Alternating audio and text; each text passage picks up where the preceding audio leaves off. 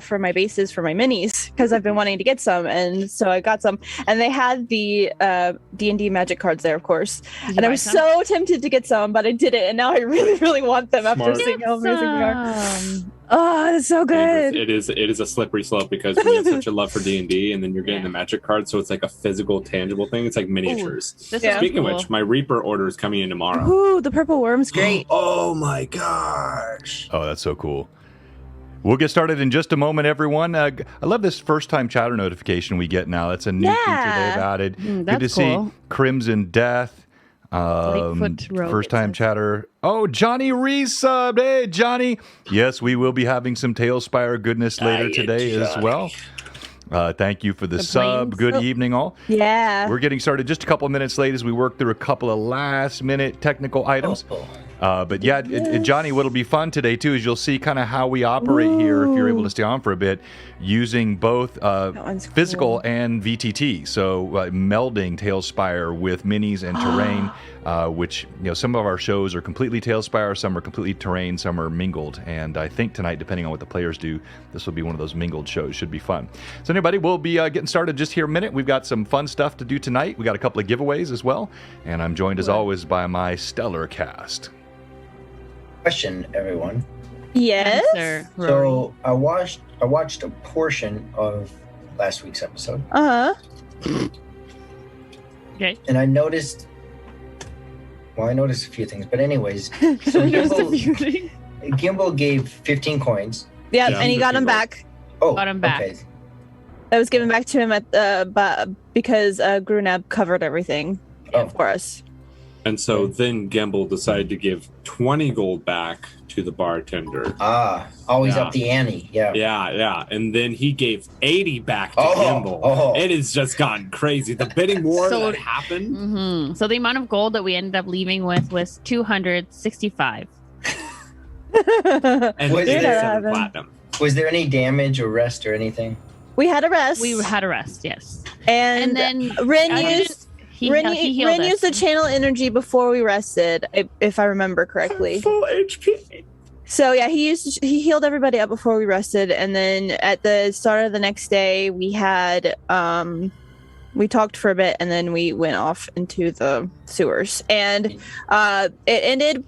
Ren had made his movement, but he had not taken his action yet. Because Gimbal was like, "Hey, let me show you this," and that's where we stopped last time. And Lilith still needs to take her action as well. She hasn't done it. So Ren hasn't made an action. He did move. Gimbal hasn't moved or made an action, and Lilith hasn't done her turn either. And how much healing did we receive? 13 points of healing from the channel energy. Yes. And 2 from the rest? Yes. And 2 from the rest. Correct. I don't know where you got all of it, but that's some of it. Grim is finally once again full HP, which because I chose to I have to pick my spells. You haven't picked your spells, Gimbal? Look, man. He was gone. Rory, you are always prepared. Who are you? Man, and what have you done to Rory? Who's not picking their spells on vacation? I mean, gosh. Come on. Isn't that what everybody does? Pick spells on vacation. Okay, I have to know what spells. I'm not playing this week, but I gotta know what spells. Yeah. Just in case. Yeah, man, that honestly, I felt that look, man, deep into my soul and my heart of hearts. Look, man. Evelyn, I'll send you a picture of all the ones that were cool. In the group chat of all the cards. So you could see them on their own. Ooh. I don't know. That's why I said, I don't know what they are. That's why I was like, I'll ask you guys because you guys usually know what's up. All right. Welcome. And thank you for joining us tonight as we are here for Greyhawk Awakening. And you are joining us with a dog. Phineas! Love having Phineas with us. This is episode 51 of Greyhawk Awakening, entitled Secrets, Sewers, and Sorcery. We'll be right back to introduce our players and talk about our sponsors, as well as do a little bit of what happened last time, and then we'll jump right into gameplay tonight. Let's kick it off with our Anna B. Meyer map. Josh, should I send the picture that I made in the group chat? Oh. Yes. Okay. That'll be my new that'll be my new cover photo for Instagram, Twitter. Okay, because oh my god, please credit me. So I made something last stream and I just sent it to Josh. But I'll send it with Josh's permission. I'll send it to you. Oh my! Good evening, Troll Lord Games friends. Enoch, good to see you as well. So many already joining us. We appreciate it. Greg, Troll Lord with the raid. Thank you so much, TLG. We appreciate that very, very much. Our good friends there. Josh, you obviously wore that sweater last time. Yes, I did. That's a really good one. That's one of my favorite gifts. Yeah. Oh my gosh, you guys are the worst. Rory's the only one I truly love here. Rory and John. Oh, Rude. break my heart. I don't know how I'll recover. Not the first woman whose heart I've broken. Just kidding, I only am the one that gets hurt. Oh. Come on, more pity, please. But if we I'm so feel excited for this session. if we feel none, should we feign it? Oh, but yeah, I'm sorry to say that instead of taking a skill point for that last level, I took the HP. Yeah. And so I was thankfully able to finally go up to a full 90 HP. Nice. Yes. So John will know that he can easily drop me to 0 with one hit. I have dreams of getting there someday. Maybe in 4 more levels. You and me both.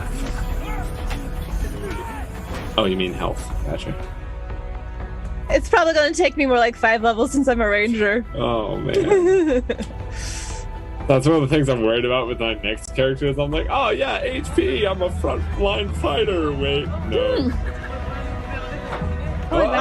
Thank you! Thank you. Pat. Nice. Oh, there you go, Pat. Thank you so much. Aaron gets one. No, it's just all of us get another one instead of Ren. Oh, okay. Oh, okay. Yeah, that works. What just happened? Yeah, everybody gets one advantage. Thank you from Pat. One advantage. And then, just a reminder, because my brain is horrible and I didn't put in my notes, the advantages from the before times. Those just... No. Each advantage equals 100 XP. So add that to your XP bar. Oh. No, I mean from before time. That's what I mean. That's correct. Yes. From before times. Anything from before time. Everything that our viewers have given, we want to make sure that is turns into recognized on XP the for channel. you. So for any viewers... I think I just leveled up again.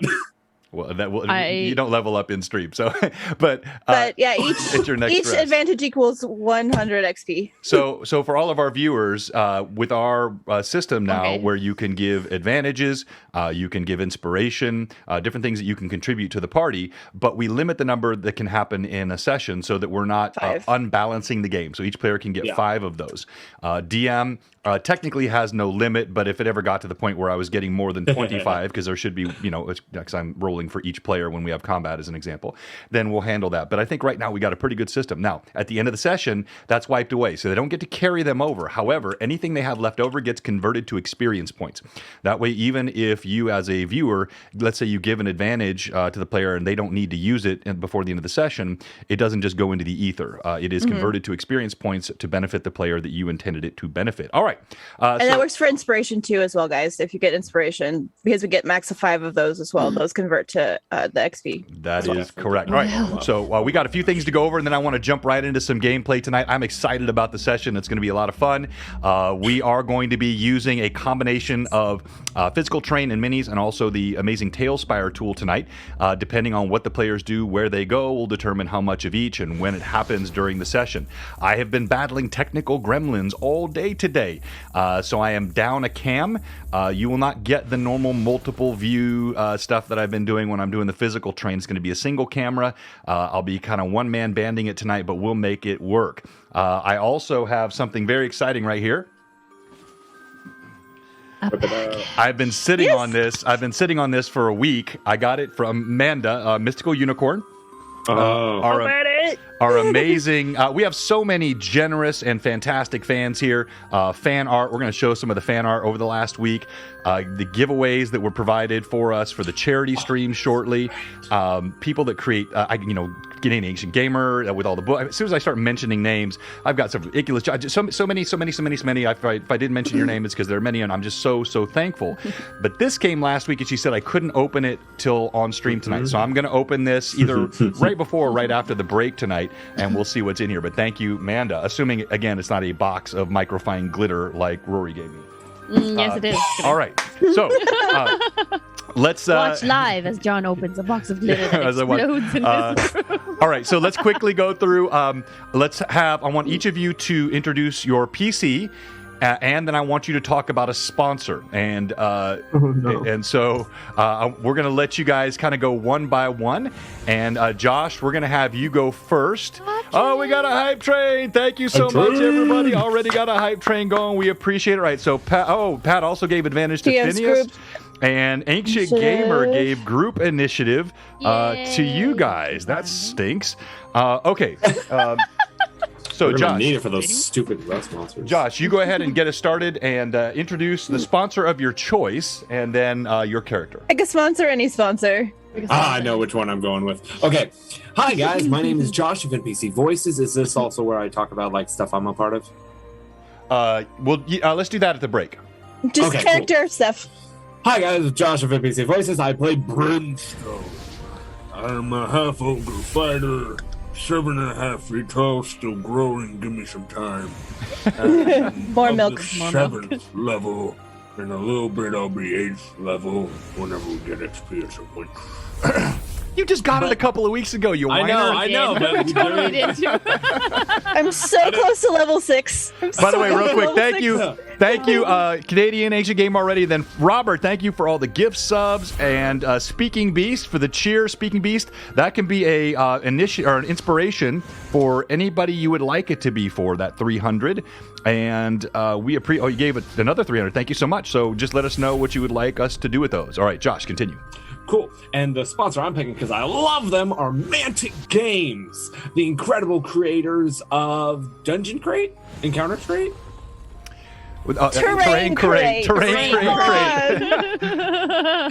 I see them in stores all the time. Testing your knowledge, gosh. But yeah, Terrain Crate, they're amazing. You can get their dungeon crates, you can get their fort crates, you can get all the different crates for different settings that you have. They are amazing. The plastic is high quality, incredible detail. You will not find any seams on there whatsoever. Beautiful. Always choose Mantic Crate. Forget all the others. Mantic Games Terrain Crate. They also have Kings of War. They've got a lot of really, really cool stuff. So thank you for that, Josh. Let's go to Vivi, and of course, you're going to take Ferox. Because she's got cool stuff to show off. As I have stuff that I'm holding in my hand. I'm just going to turn off my background real quick, just so I could show it. Talk about a background. Here we go. Search. My background, very plain and boring. This is what's happening in real life. Hi, my name is Vivi. I play Lilith. She is a level 7 wild elf Grugak druid, full of pockets and mysteries and uncomfortable situations because she likes to make them uncomfortable. And no sense of personal space. And if she really likes you, she'll give you teeth. My sponsor today will be Ferox Fabrication. Ferox is a one-man show, just a man in his garage with a CNC machine, a laser engraver, and some working hands, possibly missing some fingers, not too sure yet. Darren is a great person who creates a lot of awesome D&D stuff for all your D&D and nerdy needs, including dice boxes, paint carry, like the Infinity Box, which also has a tray that you could use to roll dice in, or you can use to put your mini painting stuff in. Also paint holders, and this is one of the newest paint holders that he is going to release on Friday. It looks like this. Look at that. A paint handle. The arm is for support, and I have just lost my microphone. Hang on. Okay. So it comes in different sizes if you want a larger size or a smaller one, or if you don't like the arm support, it also comes like this.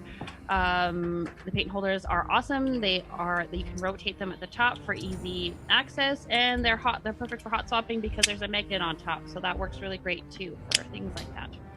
Thank you so much. And so, by the way, thank you for the level 4 hype train to get started off. We appreciate that. Appreciate all of the subs and donations and everything from the viewers. Everything that you do, everything that you give goes back into the channel, into the stream, and then some. Tonight, we will be doing a giveaway, and our giveaway will be a Ferox Fabrications mini holder. Now, this one does not have the extended arm, but what it does have is custom blue box laser engraving branding on it, and it's got the blue color. It comes with 3 of these replaceable magnetic caps, so you can be working on multiple minis. Just pop them up, pop your next mini on, and so we're going to give this guy away tonight, and depending on how the stream goes, we may have a couple more giveaways as a surprise, so thank you so much. Let's go to Evelyn. Evelyn, introduce a sponsor of your choice and tell us about your character. All right, so I will do both the characters that I'm running tonight. So first of all, hello, I'm Alondra Tovain. I am a level 5 half-elven Beastmaster Ranger. I am accompanied at all times by the goodest boy, Phineas. He is a wolf of no small stature, and he is the goodest boy. Also, tonight I will be playing, hi, I'm Rin Autumncrest, and I'm a level 5 half-elven cleric of Paylor, and I'm just really happy to be here. And so tonight I will be talking about Cozy Gamer. Theron over at Cozy Gamer, she makes some of the most amazing dice you will ever see. They are so pretty.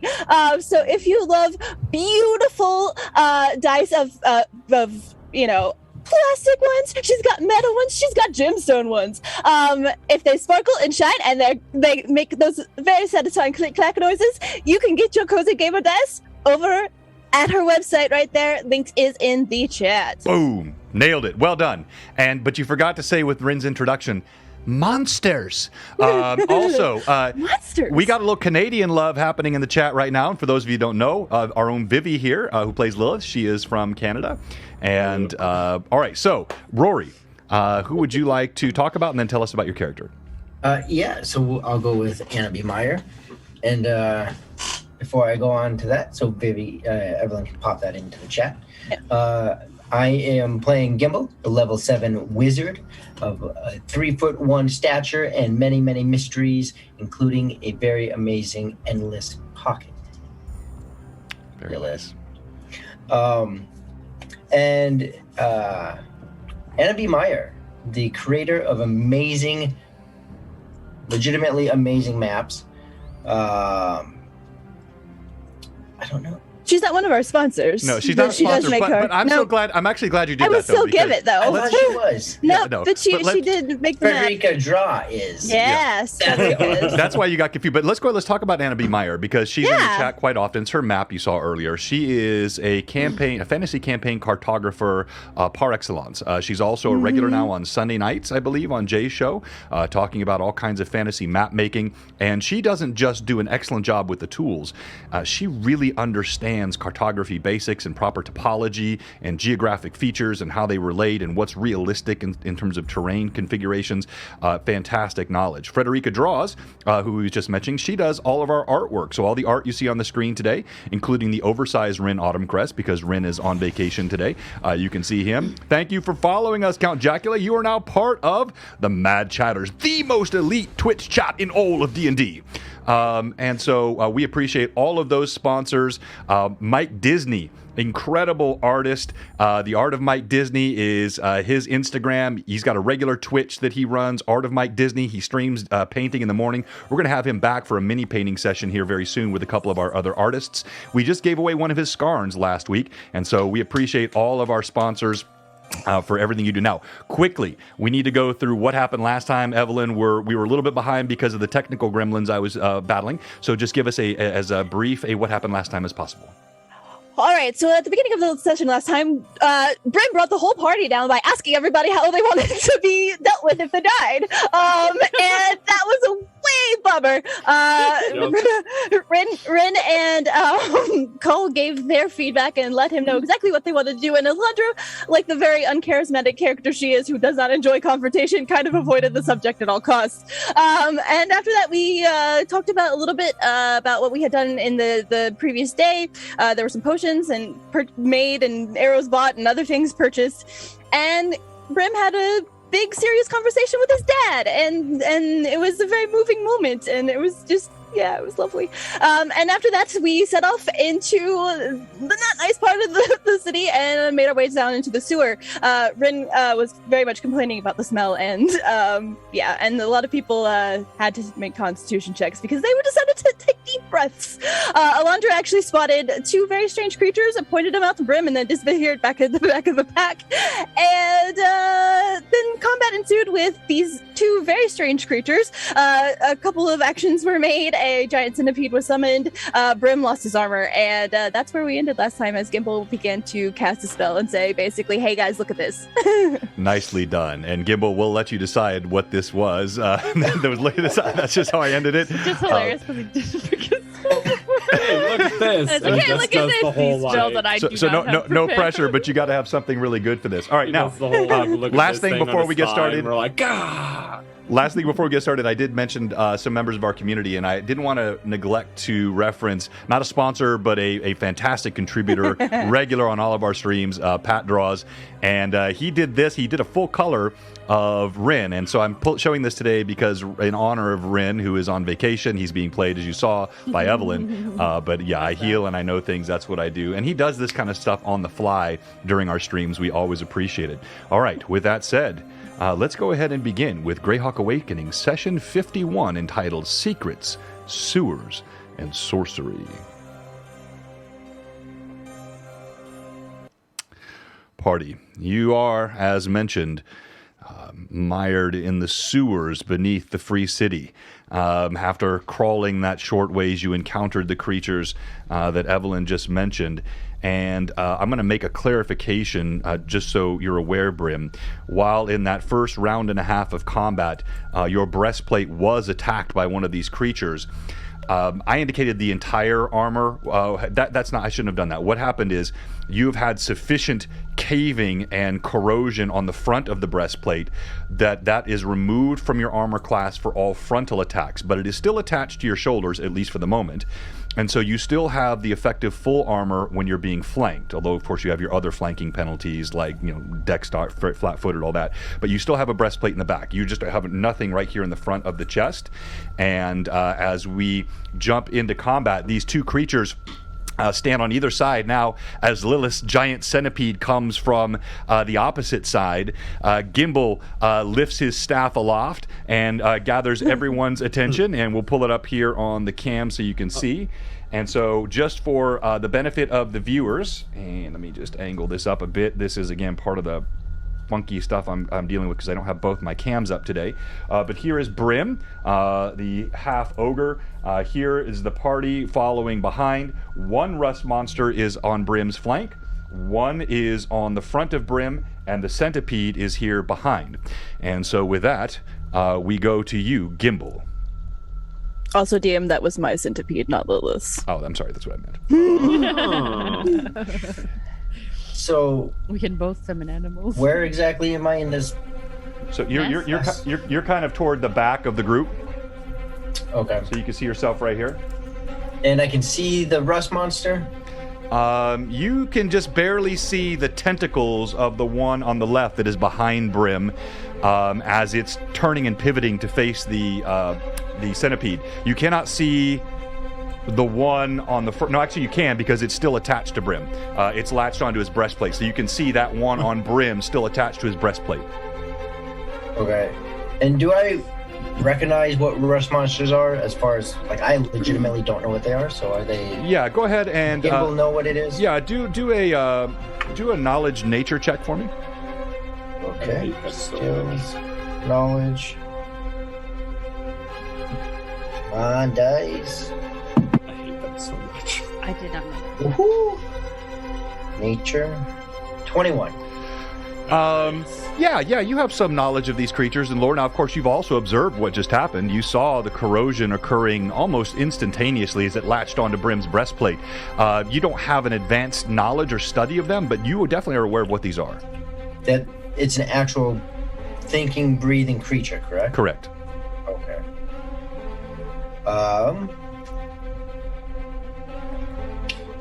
So what I will do is, as I'm waving my hands and pulling up, almost as if reaching for the stars or the moon or the sun or something bright, reaching for something, saying to the group, watch me, everyone!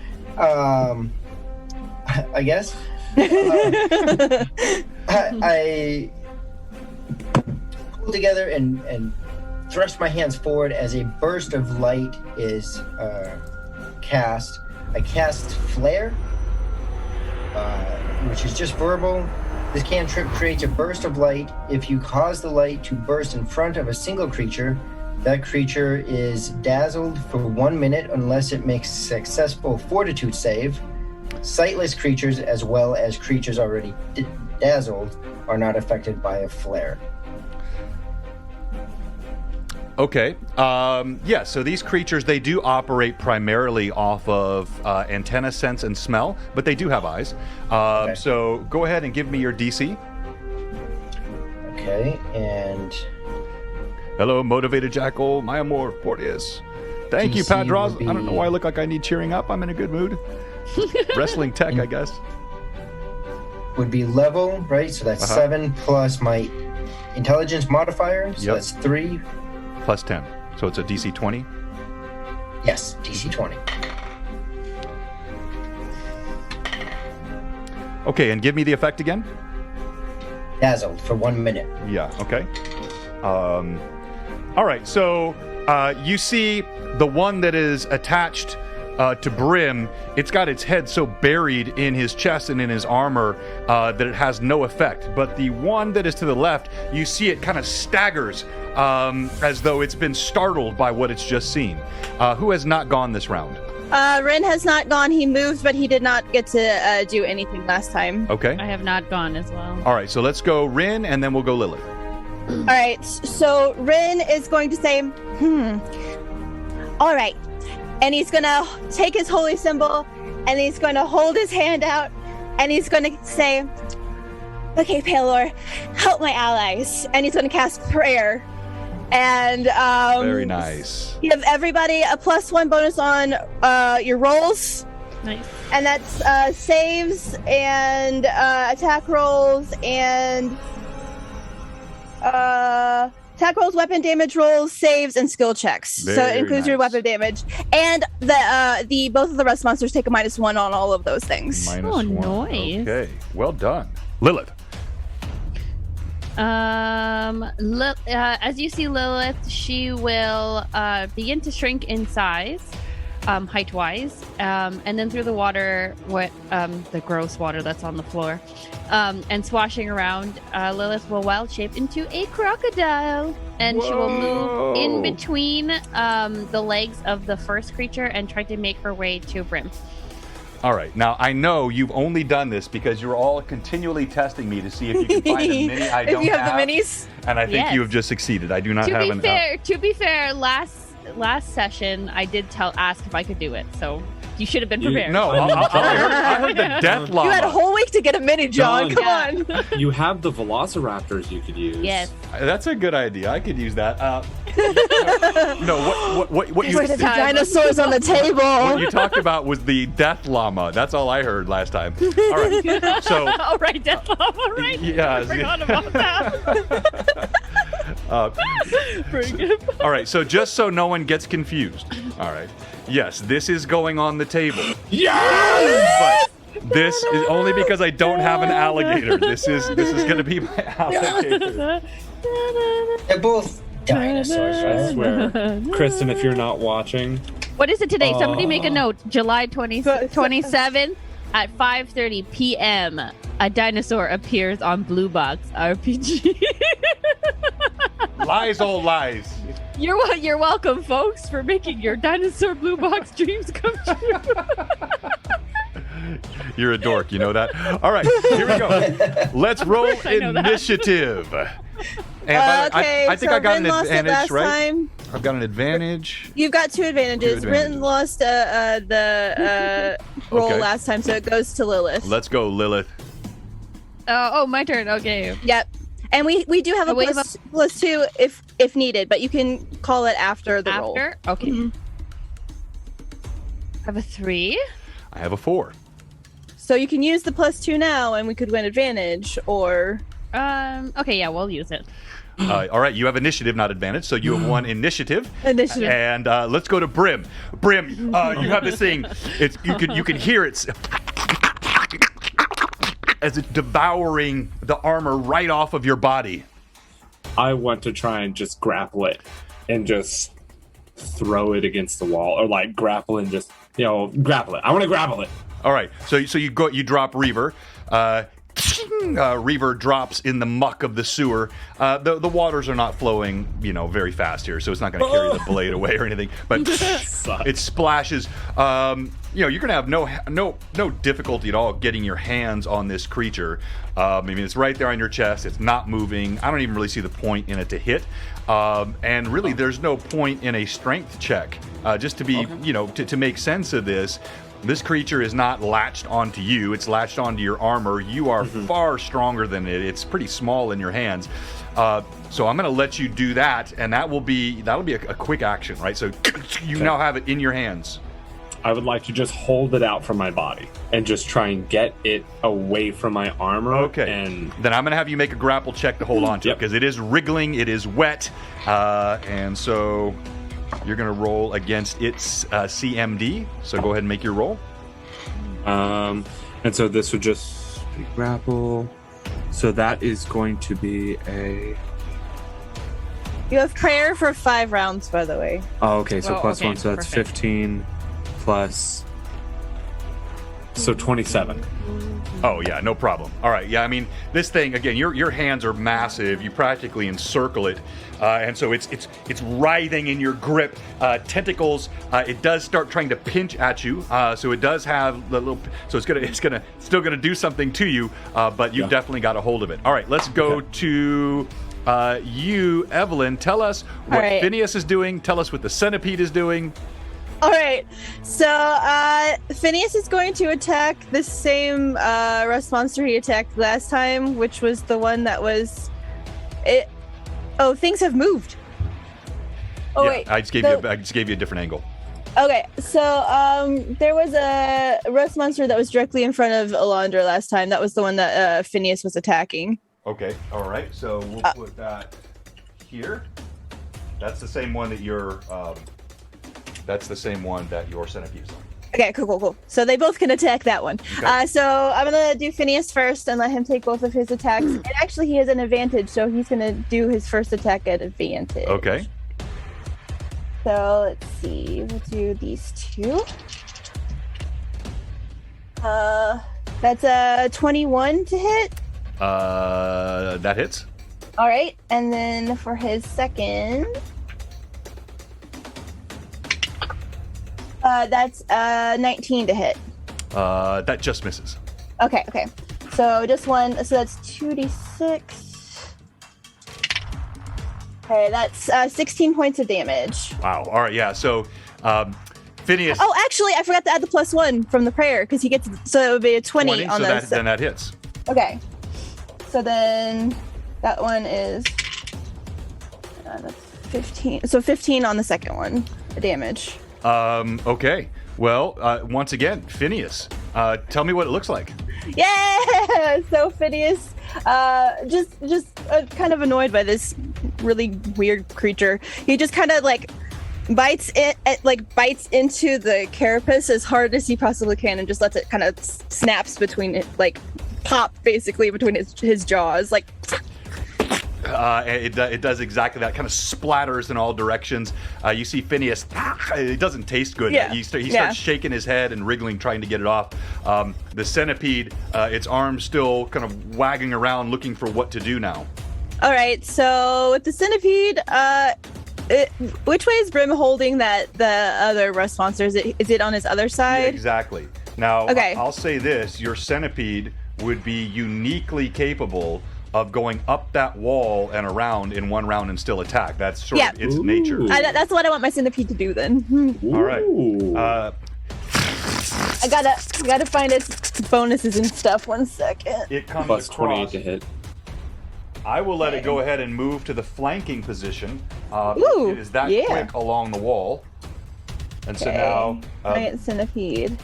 of course, it's leaping up and it's attacking what is in Brim's hands. So Right. there will be danger of friendly fire here. All right. Yay. Okay, so base attack is Good thing you're at full plus HP. 0. Okay, so just plus 0 to its base attack, it looks like. So I'll go ahead and roll this. So that's a 10 to hit. That's not going to hit. No. No. So that's it for the centipede. That's all it can do. Oh. Okay. All right. Let's go I to. tried. Let's go to Rin. What's Rin doing? Let's see. So Rin, let me switch off of Alondra here. Rin is going to. He doesn't really. He's gonna. I guess he's gonna try to. Yeah, he's gonna try to move closer. Right, Gronk. And, Sorry, I can't see him on the map right now, but he's- how far is it between Rin and Brim? I've got my light on him right here. So he is about 10 feet from Brim. Okay, can Rin move to Brim and still cast something? So you've got a little bit of clutter there. You're in the way, and Lilith, I'm going to say, in fact, where I've got you, you're pretty much right in the way. I'm going to say no. Okay. Rin really doesn't Okay. have a path to get there. It's blocked. All right. Well, in that case, then he's going to. But he's right by Alondra. Correct. Okay, so he's actually gonna he's gonna cast guidance on Alondra. He'll reach out and touch Alondra and cast guidance. All right. You feel Rin's hand on your shoulder. And again, the power of Pelor touches you. Now, what are you going to do, Alondra? Okay, Alondra, she's currently facing towards Brim's Correct. back. Uh-huh. It looks like. Yes. This is very unfortunate. This is not ideal for a ranger. Range. So Take the shot. Take the shot. Do it. I do have. I think I actually have the thing that allows me to shoot into. No penalty for shooting into melee. There you go. I do have that, but I need to. Can she change her angle so that she can shoot that direction Yeah, without? so let me get you a better shot there. So you can see, Yeah. so you're right here, and I mean, if you pivot, it's an angle you could take. If Brim's got the creature held out at Yeah. arm's length, Yeah. you're basically trying to shoot it straight out of his hand. So it's, Yep. it's a trick shot to be sure, Worth but it is possible. I'll do it. Right in his hand. I do have the precise shot feat, so Yeah. let's give it a shot. And I'll roll advantage. Come on, that Shot. one. Come on, that once. Wow. Double that once. Just right into his hands. Let's do it. Where the heck was that other thing that I got to roll to confirm now because that's an extra 20. Oh, Of course it was. Of course it was. Yeah, it's not Millie. It's not Erda. It's All right. It's Yolanda. Gimbal, your eyes go wide as you see this. You see Alondra, you could see what she's doing even from your angle, and it's like your heart goes in your throat as she pulls that bowstring back, aiming right between Brim's hands. And that's a 28 to confirm. Well, yeah, that's a definite confirmed crit. So now roll Okay. percentile. Percentile dice.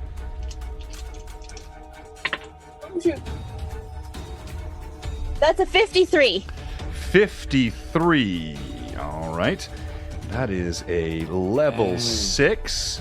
All right. Now go ahead and roll your regular damage, and that's going to be a base times 2. Plus 1 from the prayer. Right. So 16? Wait, hold on. No, that's not right. 2 times 2. Okay, the multiplier is 12 and then plus 3. Yeah, I'm sorry. So I'm reading correct. What was the total damage? So the die was 6, so times 2 is 12 and then plus 3. Okay, so 15 points of damage. All right. Then in addition, you see the arrow sinks deep into the center mass of the creature, right between Brim's splayed fingers. Literally, as he's clutching it, his hands are big enough. You put the arrow right between his 2 middle fingers. You see it sinks deep into the creature's body. You see bile and green junk come spurting out from the opposite side. And let's see here.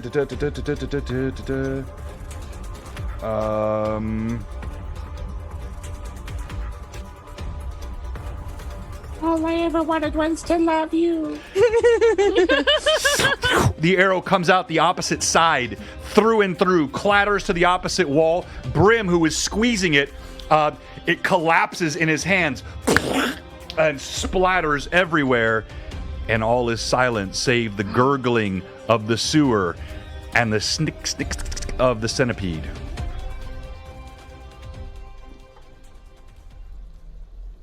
I'm going to pick up Reaver. You pull your sword up out of the muck. It's covered in offal and dripping. You feel the sense of indignity upon the blade. Alondra's gonna go after her arrow. He's going to look down at his breastplate. And so what is the actual penalty that I get from that front breastplate? So you have a normal +9 for your full half plate, correct? So okay. Your breastplate, a single breastplate, is a +5. Therefore, you remove 5, but only from a frontal attack. Okay. So essentially now you have a +4 to your armor class for your armor on a frontal attack. You still have your full +9 from the rear, but definitely the armor is in bad shape. Gotcha. Cool. Thank you.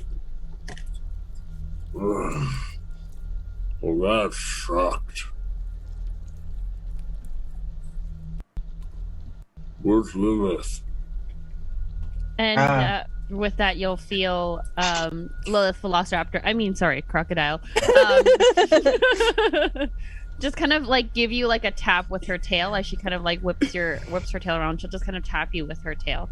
And she'll look over her shoulder. So you look over. So you do see, by the way, I didn't mention him because I forgot to put his mini down, but Call was standing directly behind you. He was kind of stuck behind the press, as many others were. There were just so many people choked into a small cavern. PTSD. Yeah, no kidding. All right, so what are you doing? I just kind of like, because when he asked where Lilith was, Lilith Crocodile just kind of gave him a little whack on the leg, and she kind of turns over to look over her shoulder. Just like when you turned into a bear. And you see, like, oddly, a crocodile just nodding its head. I'll never understand magic. It's okay, Brim. And I'll just get a grin on my face. And he talked about the memory of the bear. And Gimble's gonna wiggle his way through and sit on the back of the crocodile. Lilith will allow it. Is this water, like, Gimble's short, is this water deep? Is it... No. The water here is, in most places, no more than 6 to 8 inches high. So even Lilith is walking. The alligator's walking. Yeah. They're not swimming now. Yeah. Yeah. So I just sit on the alligator crocodile's back, and yeah, this is just like the bear. And I'll kind of hunker down a little bit, and where you can explore. You'll know where I am. Where you can explore. Which way are we going? Right or left? Did Alondra find her arrow? Oh yeah. So Before we leave. yeah, I'm gonna say there's no chance of it breaking since it was a through and through on the creature. It did strike and slowed. So yeah, you find it covered in muck, laying against the opposite Is the wall. arrowhead intact because it is metal? Yes. No. Okay. Going through their body doesn't produce that corrosive Okay. effect. They have to get the antenna. Wanted to check. Good question. So she's gonna kind of like wipe the arrow off as best as she can and just toss it back in her quiver. All right, I think we should go on. And the centipede, how long does that stay? He is up for... Let me see. Summon nature's ally. Last one round per level. So... Aww. I summoned it on the first round. So, like, 3 more. Yeah, he's got a few rounds left. Okay. All right. Yeah. So... yes, you do see, as you see on the map there, you see the sewer branches off here. You can head to your right or to your left. And it looks like even from this distance, you can see in both directions, it curves upward. Brim, you know you can't go left if you always go right. Would you like me to scout ahead again? I can do that. That would be helpful. All right, so she's gonna kind of start in the direction that is we're closer to the left side, it looks like to me, from where we are right now. You're closer to the left. That's right. Yes. Yeah, so that's the way she's gonna look first. Is kind of take a peek down that way and see what's visible there. All right. As you move down the sewer again, this scent is it's almost overpowering. You trudge your feet through the sludge. You see nondescript and fortunately unidentifiable things that float past your feet. You occasionally see what look like bits of body parts and all manner of just utter disgusting content. As you peek around the corner, roll perception, please. All right, let's do this. Boom. That's an 18 on the die, plus my perception is plus 15, so that's a 33. A 33, okay. As you peer down the corridor, you see the green hue that seems to emanate, almost like there's a some sort of a natural green luminance to the sewers, and the natural light that filters from the grates above, mixed with the contents, make it even more profound in effect. And as you look down the corridor, you see it looks like it goes down about 30 feet or so, maybe 35 feet. And at the end of it, you see what looks like a grate, perhaps, or a small portcullis of sorts. All right. So then she's going to, when she sees that, she's going to take all the information in that she's seen, and then she's going to go backward and check down the right-hand direction. Okay. And if you look at your screen, you'll kind of see what she saw as she looked down and saw that portcullis on the opposite end. You see Alondra comes walking back by. What are the rest of you doing as she does this? Still sitting on top of Lilith, enjoying my crocodile ride. But when I see her come back, I'll ask, so did you see anything down there? Well, it's what looks like almost like a portcullis or a grate or something. There's bars running up and down at the kind of about 30 feet from where it turns. Did you check them? Are they? Well, I figure I check both paths first before I start going and poking at things, just kind of to get a sense of where we are. I suppose. Okay. Hey, maybe if you take one of these creatures, I don't know if they got to be alive, but maybe you could take the parts of them that were making the metal rust. Maybe you can use them still. I don't know anything about these things. I don't know. Maybe if they make the tentacles touch the bars or something. I don't know. Is that how they work? That's what was happening to Brim, right? They were trying to eat him. Or... I didn't see what happened to Brim. I was back there. Oh. With that, Lilith will grab one of the tentacles in her mouth and just start heading down that direction. Are you coming with, Gimbal? Yeah, I'm not getting off. Okay. Brim is cleaning off his greatsword still, and then as he sees him begin to leave, see you later, alligator. Oh gosh. Oh my goodness. No. All right. That's your one anachronism, Josh. What? I thought that was canon. Canon. All right. As you, Alondra, as you go and you move down this corridor, a little bit longer channel of water. It seems like it slopes just slightly. The water gets a bit deeper, and you hear the of the alligator kind of coming behind you, a bit of a swim, a bit of a walk through the water. And you turn around the corner here, looking now to your left, and you see a much longer passageway. Looks like it goes... Bad pun, disadvantage Brim. Thank you so much, Pat Draws. I appreciate when my fans keep these players in check. That's a very important part of the economy of this system. All right. Cringe penalty. Roll perception again, please. All right. That one was not as good, but it's not terrible. So it's 7 on the die plus 15, so 22. 22.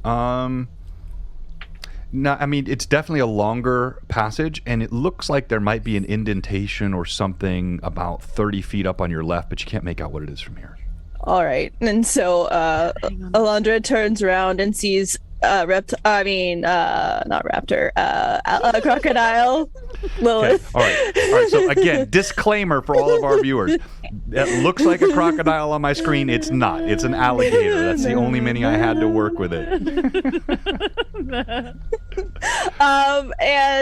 So she's gonna go pack. In the meantime, while this has all been going on, Ren still has light on his staff. So he's going to be looking around for more like fungus and mushrooms that might be growing on the walls anywhere. Okay. Yeah, I mean, there's ample fungi and mold, but you don't see mushrooms of any type. Just he'll collect any like fungi that it looks different from what he collected previously, and just kind of put it in with his other things. Okay. All right, and so again, if you're looking at your screen, you can kind of see down that long corridor of the sewer. You sense no difference in either direction from a lighting. The smells are equally bad. The only difference you see is one corridor looks longer, or one channel, if you will, looks longer and seems to slant slightly down. So then Alondra will then come back to where Ren and Brim are, with I'm guessing Croco Lilith floating around where she is with Gimbal. Say, okay, so this way it looks more open. I don't know what you guys want to do, but this seems like the most logical direction to go. Phineas, I know it smells bad. I'm sorry, man. But so should we? What do you want to do? We should go both. Both. We should do both. All right. Things always turn out. I know you're new to the group, but anytime we split in the past, it always worked out for the best. Oh my goodness. If anybody is looking at Croco Lilith, if you can tell, crocodiles can roll their eyes. Apparently they can now. Just like... Lilith here was always a fan of when I went off on my own. Mr. Brim, what do you think? You're the leader after all. You should tell us which way to go. Brim kind of looks up. I'm the leader, and so I'm good at having other people make their own decisions. I'm delegating one of you to make this decision. And just, you've noted, Brim had seemed to brighten up in the last moments that you were in the Whistling Fish. You saw a weight that had left his shoulders. But it seemed that from the moment you came down here, there was a heaviness that settled on him. His brows drawn low, his shoulders hunched. Lilith will kind of come around Brim. She'll make a circle around him and then come through his legs. If Brim can tell, she's comforting him the best she can in crocodile form. So she'll kind of just go around and then through the legs, and then she'll make the decision to go down this path that is currently on the screen. So where's Gimbo will Brim's face definitely in all hop this? off. Dak doesn't come in between the legs. Gimbo. Oh, hey, Brim, I didn't think she was going to do that. Nope, didn't think so either. Yeah. That's not canon. Brim will lean down, and you know how you pat the side of a dog's chest. I'm going to lean down, kind of do that cold double pat on the side of her head. All right. As you do this, you feel the hard, smooth scale, and at the same time, the centipede vanishes. Really? Brim, Yeah.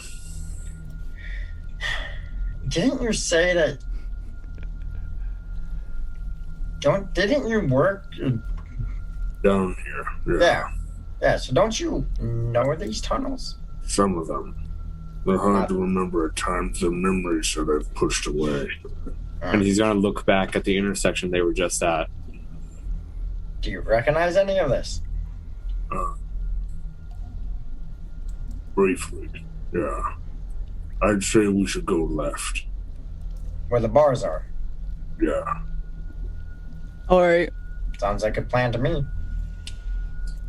Okay. Alondra, I'd like you to take point. Of course. Happy to do it. All right. So you're going to go to the left. Give me your marching order. So Alondra and Phineas first. Brim will probably go back just because, once again, he's biggest and it's going to get in the way. Gimbal will go in the middle. Or Crocodile and middle-ish. Gimbal in the middle. Yeah. Right. Rocket Gimbal. And then Gimbal. Rin's gonna be kind of back close to Brim. All right. Got it. So you are still riding the crocodile. Is that right, Gimbal? Yeah, I mean, I hopped off for a second when she went between his legs because that would have been uncomfortable. But yes, I'm back on. I am back on the crocodile. Talk about a headbutt. Oh, gosh. All right. That's more disadvantage coming to you, I think, Brandon. I deserve it. That's fine. All right. So as everyone's moving forward, Rin is actually going to look back, and because he noticed Brim's change in demeanor, and he's going to whisper to Brim, "Mr. Brim, are you okay?" I'm fine. All right. Well, I just noticed that you sort of... Then What? you need to focus. Okay, but We can talk If- about feelings and gushy stuff after we're done here. But right now, we need to focus. I know, but if your head's not in it because something's bothering you, then that's dangerous too. And I want to make sure that you're okay. Brim is kind of going to lean down, tip of his sword, or his sword on his shoulder. At one point, you will learn how to switch it on and off. I learned, but it took a while. All I can right, focus. all right. And these words of wisdom, Rin's gonna like quickly take out his journal and write that down on the Brim page. Like, okay. And he's gonna continue on with the rest. All right. As Alondra moves down, Phineas by her side. They're sort of step. It's wide enough for the two of you to squeeze through together. Mm-hmm. Anyone else doing anything? No. Does Lilith, do you still have the creature Yes. in your mouth? Yeah. Yes. The arm in my mouth, yes. Okay. Gimbal will be using his infrared vision also. Same. Okay. All right. So as you move down the corridor, let me make a quick roll here. I also have the staff, which gives me, I think it's like 120 ultra vision. And I have the wand of fireballs out. Yeah, but I was serious. Alondra, as you're walking forward through the sewage, your feet moving steadily through the muck, you feel a tug on one leg. As you step forward with your right leg, it's the briefest of tug. And she's gonna stop, and she's gonna say, "Something's down there in the water. I felt something pull on my leg." Was it not Phineas? No. it pulled. It wasn't like something bumped into me.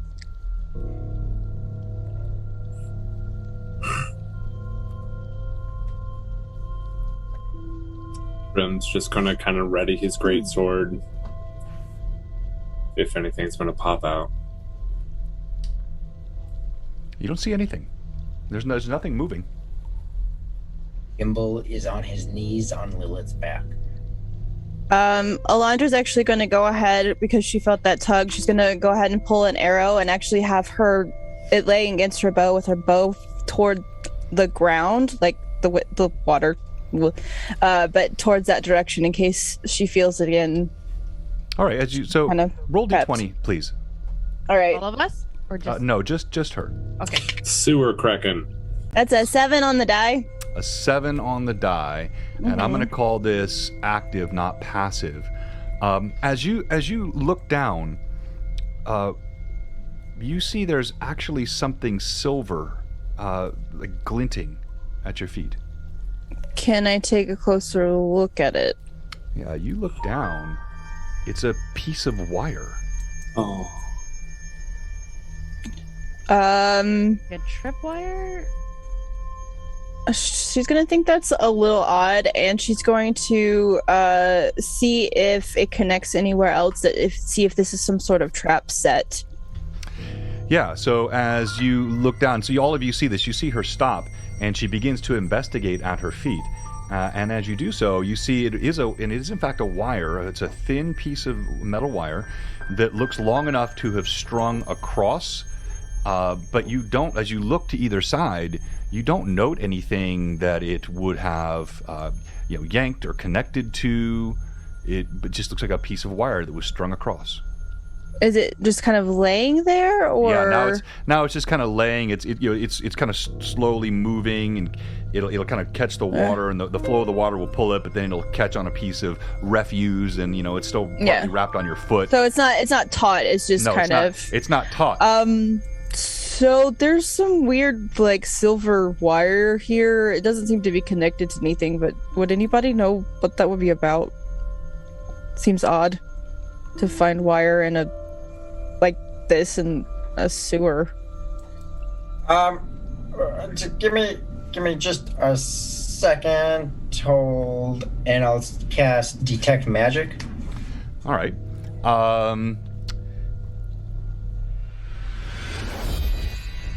Make a knowledge spellcraft, please.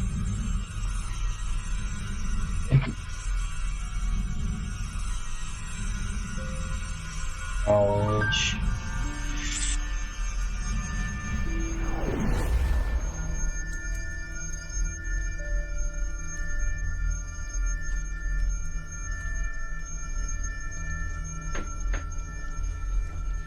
$14. Total of 14?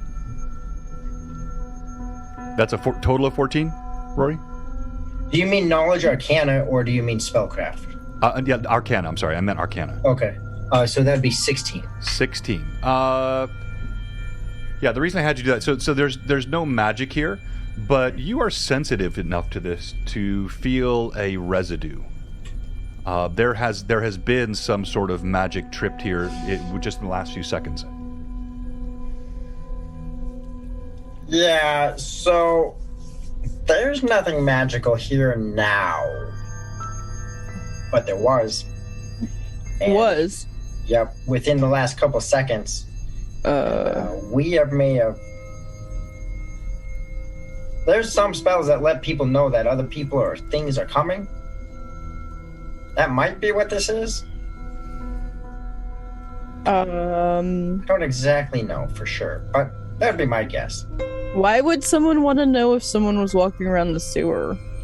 Well, like Brim said, right? He said to go this way. Right. Well, maybe this is the right way. You know what I mean? Like this is... Yeah. It looks like it's a dead end, right? Right. Well, maybe not a dead end. Well, yeah, I mean, you know what I mean. Yeah, an end, like... Anyways. So, perhaps someone needed to know if something was coming. Or, it's very possible. Should we keep going this way? Or try... Yes, I know, Phineas. Should we keep trying to go this way? Or... I would say so. Like How Gimble high- was saying. Sorry, DM, how high off the ground is this, like, wire? Well, now it's on. Now it's in the water. So Oh, it's in the yeah. water. So she felt it. I mean, she would know. She felt it catch somewhere. Maybe about ankle height. Okay. But whatever, it came off of whatever it was attached to, and now it's laying in the water, kind of wrapped on her leg, just swirling in the water.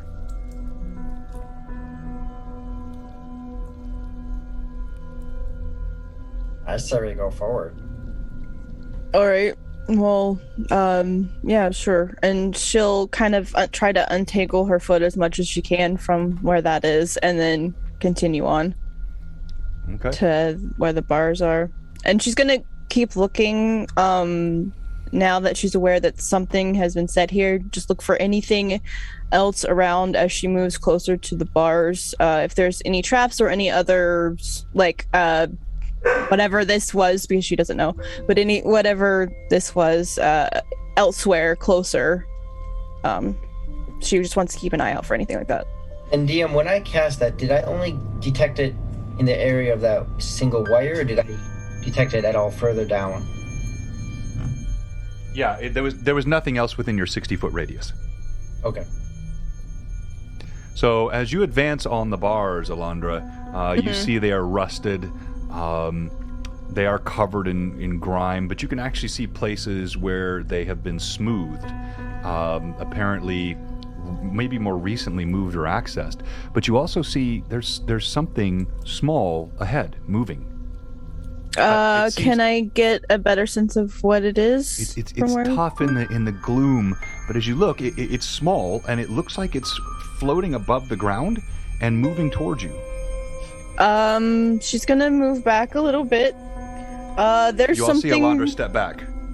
There's something floating above the water out there, and it's coming this way. Rin, can you bring your light up here? And it is a sewer. it's above the water. And so Rin's gonna try to squeeze as far forward as he can and hold his light out to see if we can better light the way. Sure, yeah. So Rin moves forward. He's able to squeeze past. And yes, I'm sorry, the chat is just going crazy over this. D&D imposter Kristen, this is your Velociraptor paint that you sent me. I believe your second or third mini paint ever. And I was coerced into using this mini because I, as a DM, failed to have the proper mini with my terrain. I didn't have an alligator. And she shapeshifted You into just an need alligator. one of every animal now. Yeah, so yeah. You have a druid, so Vivi, when he gets an alligator, now go to a different reptile. So I every will. time he has to every use time the he has to Velociraptor. use the Velociraptor every time. That will not work. That will not work. But No. I'm glad I could give Kristen some joy tonight.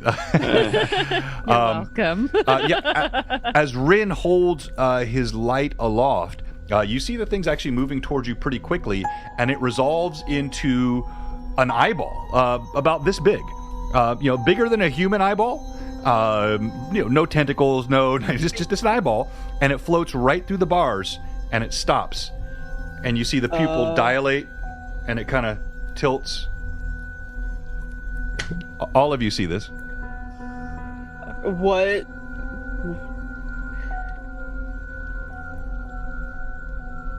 Do you poke it? Well, I'm just gonna. Well, it's so you backed up, so it's kind of right on the other side of the bars. So you'd have to step forward if you're going to do that. I thought it had come. Never No, mind. it just came. Rin cries out in pain. It's kind of hovering in midair between the bars. Yeah, it's hovering midair between the bars. It's floating. Oh, in between the bars. Yeah, it's like it's right Wait, there. was it in between the bars? Yes. Okay. Gimbo will rub his hands and pull him like he's pulling off a glove as he casts Mage Hand. Okay. Oh, that's cool. You cast your Mage Hand. Dang.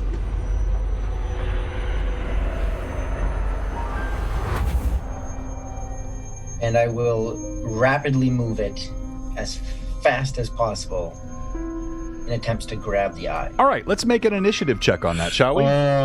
Yes. I will use advantage. On initiative? Oh, An initiative? No. yes, on initiative. Don't call him out. It's been a while. He's gone one game. DM has a 4. DM has a 4, Rory. I live up to my Again. reputation. I got a 3. One. A 3. Aw. All right, so Rory, as your mage hand swoops forward, you see the eye kind of tilts like this, and then like swoops right back through the bars and speeds down the corridor into the sewer. And just as quickly, it's gone. Oh. Yeah, so So dumb. not sure what that was. I think somebody might know we're here. Best guess. If that's your best guess, what's your worst guess? Weird eyeball hallucinations due to toxic waste gas. I like that one. I like that one better. We might as well move on. Yeah, all right. Do you keep your mage hand active, Rory? Gimbal? Yeah, I'll keep it active as long as I can. All right, so the bars stand before you. Londra's going to check them and see if they open at all. Yeah, so you step forward. I know it doesn't sound good, but can you still hear me when I'm over here? Yeah. Okay. Yes. Yeah. Hear you. No. All right. And actually, Joshua. Actually, I wanted to ask the viewers as well. We haven't done a sound check tonight, but we've made a lot of improvements here, and we're constantly tweaking because I'm obsessive about this stuff. So, if any of the viewers can tell me how's the audio been tonight, the music, the player voices, is everything sound correctly balanced? Are any players too quiet, too loud? Is the music too loud, too quiet? Anything you can pop in the chat while I set these minis up. Yes. Pat, before you leave. The death llama appears. It appears. It's going up on my wall. It's so good. I know it is. It's amazing. Yeah, that I is love the actually Death one of my Llama so favorite much. pieces of fan art ever. It totally is. The Death Llama is glorious. I cannot wait until the Death Llama is actual in Comes game. into fruition. I Yes, John, can't wait. please prepare the death llama for the game. Just FYI. If not, then a T-Rex see. should do. Llama. Well, Llama Lord Forth, miniature. right here, Lord Forth. You can hear me just fine. I think. I would hope. Yeah, a llama's only $1.59 on Etsy. Yes. But it has to look like this. Yeah, I know. So there'd be a lot of modification needed. Yes, that's fine. You can paint some awesome sunglasses on them. I mean, come Good. on. Or you should just get a Tiamat miniature and call it good. Yeah. Perfect. Okay. All right. Let's bring this back because we're almost to break here, and we're going to talk about our giveaway again. And we've had great support tonight. So I think And you have to open your package. I've got to Yes. open the package, and then we'll probably do a the surprise giveaway package. tonight as well. Ooh, But all right, yeah. so you come up to the gates and you reach down. You try them. They are definitely locked. Yep. It's definitely not opening. Lilith will come forward with that, whatever that thing is. What is that called? Rust monster? The antenna from The antenna the from the rust monster. And kind of like nudge Alondra. and Alondra is going to move for Crocodilith. Crocus. All right, and so it's timely, and I am trying to keep the immersion here, but I think it's a perfect spot to show this. Some of the great fan art we get. Here we have from Pat Draws during stream today, the Gator Loki Lilith. My dreams have come true. There's always so much nuance to this fan art that he I does as know. well. It's It's always fun amazing. to kind of best. study it and look at it. Okay, so yeah, you are. You see her. She's got this piece of antenna that's been ripped off the creatures that attacked. And I'll try to use that on the bars to see if it corrodes the bars at all. All right, so you're doing this, Crocodile. Crocodilith, with this. So you walk up with this thing in your teeth. This is a very awkward moment in my stream, and you see this crocodile tickling the bars with the antenna, and it is to no effect. Oh. Well, that didn't seem to work. I wonder. And does my mage hand fit through the bars? Oh yeah, It does, right? yeah, Okay. absolutely. So I'll get as disgusting. 1 second, Lilith. And I'll get off Lilith. I'll walk over to the bars as close as possible, and I'll feel around with the mage hand to see if there's a lock, a key, or something on that side to be able to open it up. Maybe if I see a lever on the wall. Yeah, so as your mage hand goes on the opposite side and you feel around, you see there is actually a chain that's hooked on the opposite side through a ring that's attached to the bars, and it's got thick, heavy links on it and a lock on one end. You can kind of feel that with the mage hand. 1 second, guys, and I'll pull. I can do. I think it's 5 pounds of pressure with the hands. So I'm not sure if that's enough to pull the chain, or if the lock is actually stopping the chain from moving. But I'll go ahead and try to pull the chain. Yeah, I mean, you make the chain rattle, but yeah, it's definitely stopping the chain from moving. It's latched and locked around. So think of as like there's two hooks. There's a hook on the bars, a hook in the wall. There's a chain going through it with a lock on it.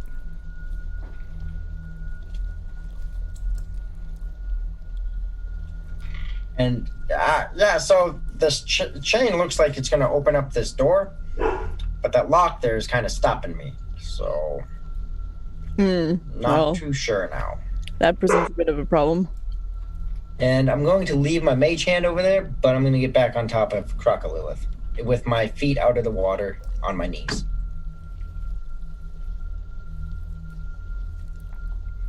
And you know you're doing that just to keep making me put that in frame. I mean, honestly, Gimbal just doesn't like wet feet, but yeah, I mean, we'll go with that. Okay. All right. Does it look like the grate can be lifted, or is it just solid? Oh, okay. Yeah, I mean, there's bars, and then there's a metal lip at the bottom where it's, fixed to the ground. Okay, and it looks like now that he's kind of told us about the lock, if anyone wants to look through, is the lock and the chain preventing the gate from being raised? I can check. Alondra will get close again and see if she can tell kind of from angle, if the lock is what's stopping the... Yeah, now that Gimbal has told you what to look for, you kind of turn, you look, you can kind of see from the side. Again, two thick metal flanges, one on the bars, one on the wall, a chain looped through both with a huge lock on it. Yeah, it seems like the lock is what's keeping it from going anywhere. Well, it's keeping the chain from being pulled. I mean, the average person, well, Brim's not the average person, so maybe you can still push it up, even though the wheel's not going to be turning.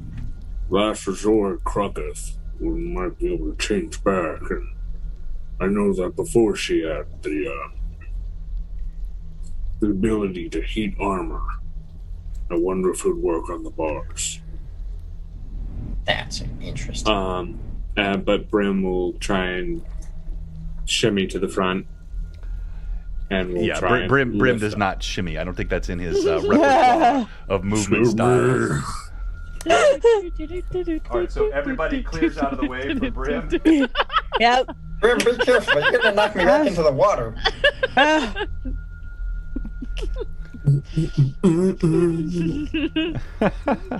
Whoa.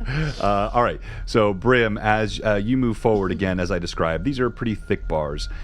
You can see they are coated in slop, but there is a solid metal piece across the bottom. So how are you trying to address this? I'm going to try and deadlift it up. All right, so you reach down and you find that you are able to actually get a purchase with your fingers beneath the floor of the grate or of the bars. And I'm going to have you we're going to do 2 rolls here. First of all, roll a d20 and add your strength bonus.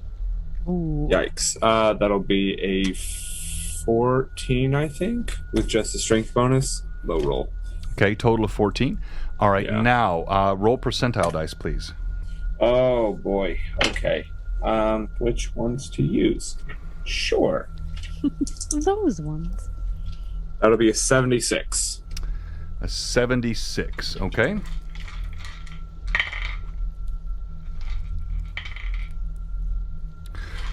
As Brim reaches down his hands into the muck, you see he squats down, gets into a lifting position. He starts straining. Need to see the role play, Brim. He starts straining. You see the veins start bulging out on the back of his neck, the sides of his head. The armor stretches. It looks like he's actually going to pop out of the plates. Pauldrons swell on his shoulders, stretching the leather across them. The gate trembles, and it snaps. At the peak of his effort, just when it looked like it was not going to go, and you see he thrusts the gate straight up in the air. It disappears into the ceiling. That was very effective. Yep. Not the average human. And Cool. Crocodile will move forward. The chain dangles on the ground. That's so dope. Super cool. Wow, Mr. Brim. That was impressive. Grim, do you fit through there? I can try. Just go through, I'll take back again. Okay. All right, so Alondra and Phineas will retake their point position, Okay. As for Crocodilith and Gimble, and then Ren and Brim at the end. All right. I'll reorganize you in just a moment, but we're going to go to break here as you move through the snapped grate. Whatever you had seen has receded off into the distance, that floating eye. Crocodilith with the steed now of Gimble as it crawls along in the sewers. And we have made Kristen, the imposter, very happy tonight with what was deemed impossible has happened. But I want to clarify one more time: that is not a dinosaur; that is a crocodile. Now we're going to go to break. When we come back from break, we're going to start our giveaway. The one giveaway that we're going to have tonight is the Ferox Fabrications mini holder, and Darren has some new stuff coming. Darren's also a great fan of the show and friend of the show. He's amazing. He was sending me some ideas this week on things we could do to help continue to grow, and so he's very much invested, like so many of our great and amazing fans are. Here, let me take off the green hue here. I look quite sickly. Let's go there. And so we're giving away one of these very cool Ferox Fabrication custom mini holders for painting, but of course the ones that we're giving away have Blue Box logos on them, so they're not just any mini holders. These are Blue So much Box mini sexier. holders, Beautiful. and with their magnetic snappy tops, you get three. That sounds so good. You get 3 of these. It's very not 3 of satisfying. these. It is very satisfying. You get 3 of these guys, so you can have multiple minis that you're painting. And I have some neat stuff from Citadel and Games Workshop. The claws that you kind of open, but they're kind of clunky, and like getting a mini out and a mini in is very challenging. They're very limited on the size of minis that you can fit. You got to get the bigger one for a bigger mini. This is so flexible. You just use a piece of adhesive here that sticks the mini to it, and then you could have multiple minis that you're painting, and you just pop it in here. So this is a fantastic giveaway. Thank you to Darren. Also, when I come back from break, what I've been waiting for now for about a week, we have the unboxing of whatever this mysterious thing is from Mystical Unicorn, Amanda, and so I cannot wait to open that. And then we'll have a surprise giveaway later in the stream as well. So hang with us. We're having a good time tonight. Also, players, I'm going to need all of you to make sure you have your Tailspire fired up because as you move deeper into the sewers, we're going to be transitioning to the VTT tool. So I'll summon you again to the board. And we have one question for you, though, tonight. If you're watching and you haven't followed, and although many of you have followed tonight, thank you. Or if you're a follower and you haven't subbed, although many of you have resubbed tonight, thank you. Or if you're a sub whose sub has expired, say it's not so. Legasp. Legasp. Would it be Lugasp? I don't know. Legasp. We have one question for you tonight. What are you doing? All right, wait, Rory, what are you doing? Oh, you were lagging. There you go. He did it. He was just lagging. Okay. Blue Box will be right back. As always, the microphones stay hot. So spicy. Them spicy mics. Them spicy mics. Spicy. Oh, John, did you see They should on the call me instructions Spicy of that Mike. package, it specifically says to shake vigorously before opening? You think you're funny, don't you? Yeah, do it right over top of your computer too. Yeah. And just make sure you shake it very vigorously. Yeah, make sure you just get jiggy with it. These are just. Those are only for Rory packages. No other packages. Jiggy with it. Need food. Uh, Bathroom break. which one are we country now? Man, I What? All right, so you should all be So everybody should be Yeah. in Tailspire, and you should be in the Blue Box General board. General. Okay. And I have summoned you. We're looking at the water. All you should be seeing is water. Water. So much water. Yep. Water everywhere. Not a drop to drink.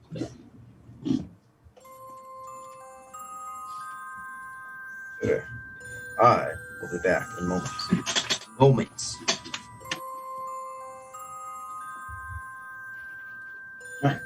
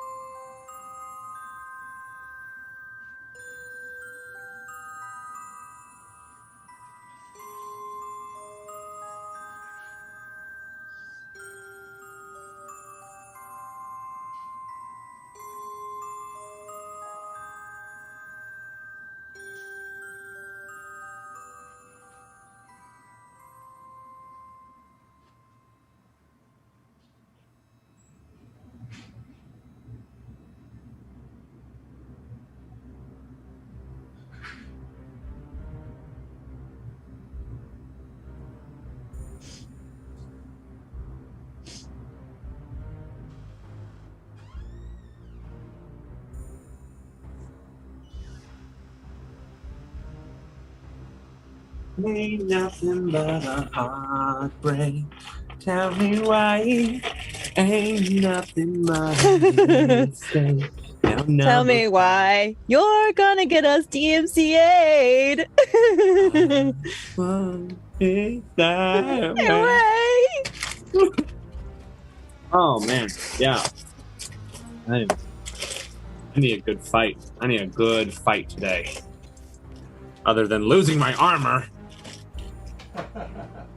I'm sad about that. Literally, like, yes, I'm gonna get all the dings out of my armor before we go deep Ding, into ding, this ding, ding, ding, amazing ding. fight. Ding ding ding ding ding Ding ding ding ding ding ding ding ding ding ding. Bloodwild, I love you.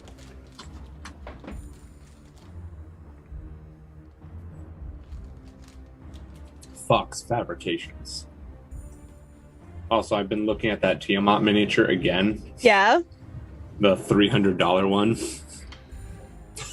The like, really gorgeous one? The really gorgeous one. Yeah. Have you seen it, John? I'm trying to think. I ordered one of those ridiculous ones. Was that the one I ordered? I just sent it in the chat, if that's the one. Hang on here. Let me see. Into our Zoom chat. Yes, I did. It's so good. Yes, I did order that. I'm so tempted to order, but I'm like, a mini like that needs to be on a blue box table. no, of course. By the way, I didn't bother to even look at my question. So, how did people think the audio sounded?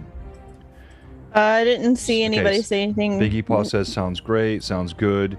You do get A lot of quieter, them said yeah, it was right. horrible. Okay, good volume on everything. Sounds great. Massive improvements. Oh, they're great. Thank you so much, Constructed Chaos. I appreciate that. I didn't see that earlier. Yes, packages are exciting, Josh. Crocodilithosaurus Brim ripped the bars off. That's exactly what he did. Josh should have demonstrated. I really would have liked to seen more role play there, Josh. Josh, I'm going to tell you right now, you need to get more sleep. I have no idea why, man. Like, I slept great last night. Okay, then it's lethargy. You're getting too much sleep. So I don't know. Like, usually when I have a ton of light in my face with streaming, I get really tired, and I don't know, or I get really yawny. yeah, it's all right. It's just I put you to sleep is all it is. Thanks for that. No, it happens in other streams. Like, it's so confusing. Like, I'm doing great, and I'll sit down for a stream and have tons of light right here. And I don't know if it's just the overlight stuff or what, because I have my whole room finally fully blacked out nicely. All right, here we go. Let's come back. No, my gummy bears. Gummy bears. Welcome back to Blue Box, episode 51 of Greyhawk Awakening, entitled Secret Sewers and Sorcery.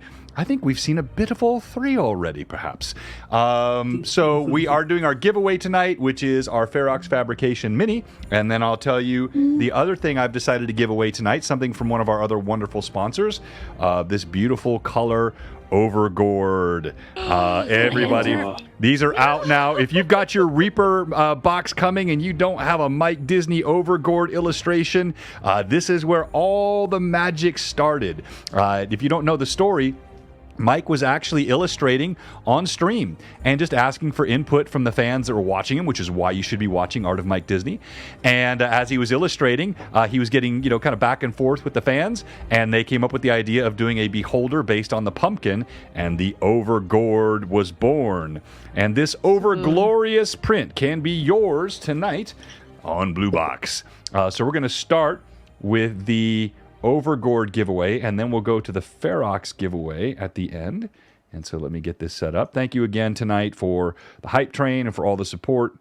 You guys are the best. Not just good, the best. Keyword here. All right. Vivi, how dare you be eating on stream? All right, so it is !gourd in the chat. I'll pop it in there for you in case spelling gourd is a challenge. And let's go ahead and let's do our open boxing. We've been waiting for this. Yes! All right, let's see what Manda has sent. Again, this is from Mystical Unicorn Painting. Manda also sent us that incredible giveaway mini for the charity stream. That went to Phantom NJ. Robert got that. And that was shipped out Friday, I think, or Monday. Shipped out Monday, yesterday, I think. So that should be coming to you very soon. And of course, I couldn't find my pocket knife, so I'm using a box cutter, perfect for disemboweling myself on stream tonight. Please don't do that. All right. People didn't do it on purpose. It was just being that one. Yeah, exactly. No one's rolling dice for me right now, please. All right. And well, she definitely she wrapped this well. It's like getting some cash from your grandma in the mail. It's just so well sealed. Has anybody else had that experience? My grandma used to do that. Yeah, That's very factual. Yeah. Not my grandma. That's my mom. Oh, that's it's how your she mom. wraps everything. It's just so much tape. All right. Hey, Terry, good to see you on tonight. We've missed you, but as you might have expected, Evelyn has done an absolutely phenomenal job. In fact, there was a poll come up in chat earlier that asked her to just go ahead and play Rin every week. But I did not vote. It would, Fraley, indeed. All right. I'm almost TOS done. right out the window. This is the longest unboxing in the history of unboxings. Okay. Oh, all right. Well, I could have actually saved us that much time because they're also separately packaged. Do not open live until live on Tuesday's stream. Yeah. And there's two things in here. This guy, Ooh. it feels soft. Oh. And this Yeah, it is. guy. All right. Josh, none of that from you. You can't stop yourself, man. I'm telling you, it's like a disease with this guy. All right. I'm young. I still got dirty brain. I'm teasing. I do too. I It's just try to. Vivi and I. Oh, I I'm bite my teasing. tongue a lot. I'm There's a lot of teasing. things I could say. I just send it to Josh privately so we can Yep, snicker yep. about Yeah, our I'm about to immature, send you dirty minds something. together. All right. Let's see what we have here. Yes. Is Manda on? Oh, yes, Yes, she is. she All right, good. Man, am I supposed to open these scrolls as well on stream or just the packages? All right, so let's do the first one here. Oh, there's a red and an orange scroll. Yes, okay, I'm supposed to open it all. Is there an order? Should it be the scroll first? She didn't say, so I'm assuming it doesn't matter what Wait, the order where's is. Josh? All right. Scroll Scroll after. Okay. after. All right. So first we have. Oh, this is the best dinosaur I've ever gotten. Look at this guy. Oh, my soul. See, Rory, this is how you give somebody something in a package. There's no glitter. It's Just cute. wait. And the thing is, like, she makes these by hand. She didn't buy this at a store. It is so sweet. Don't think Yeah, I she won't has be the cuddling time this bomb. tonight. I will be cuddling, and then Aw. I'm guessing one is for me, one is for Jenny. It would be my guess. And so these guys they're so cuddly, they're so soft. And let's just see here. I'll open the one that's blue. That's so cute. It's like parchment. It's really well done. She's so Plot twist, it's filled with she's so glitter. crafty. Oh no. Slowly emits They're glitter. twins. Yeah. So let's see here. This is the Adoption Award. I got Carl. So Carl has been adopted by John of Blue Box. And then let's see. This is also for me, Carla. Oh, so I got Carl and Carla. Yes. I thought it was Blue gonna be Box. Yolanda. Thank you so much. Thank you so much, Amanda. Those are awesome. I love them. And they'll just be part of Blue Box Lord. How appropriate on the night where Kristen managed to sneak a mini on my table. All right. So, reminder, type !GORD in the chat for your chance to win the Overgourd. And I see everybody's in there. All right, quickly, let's go around. Let's talk about your socials, what you guys are doing, and then we're going to come straight back into our game. Go ahead. Let's start with you, Evelyn. Okay, hi everyone. I'm Evelyn. You can find me on the interwebs at TheatreEV. That's TheatreVie. I'm on Instagram and Twitter primarily. I'm also here on BlueBoxRPG 3 times a week. That in both campaigns, and then on Lore Masters Arcanum on Wednesday. And actually, speaking of Lore Masters Arcanum, tomorrow night I'm doing world building with John, and we're working on my world for my campaign in the future. So come join us. We'll be talking building things.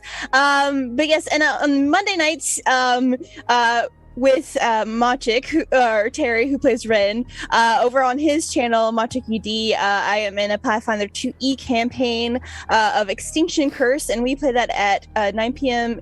Central, 10 p.m. Eastern Time. So check us out. We'll be back next Monday. So yeah, that's me. Outstanding. Hey, de jour, welcome, first-time chatter. And if you're trying to get in the giveaway, it's !GORD, G-O-U-R-D, as I've typed it there. There you go. Now you got it. And that is for that very cool illustration from Mike Disney. Let's go to you, Josh. Hey, so I'm Josh of NPC Voices. Let me see. Yeah, I'm live. Cool.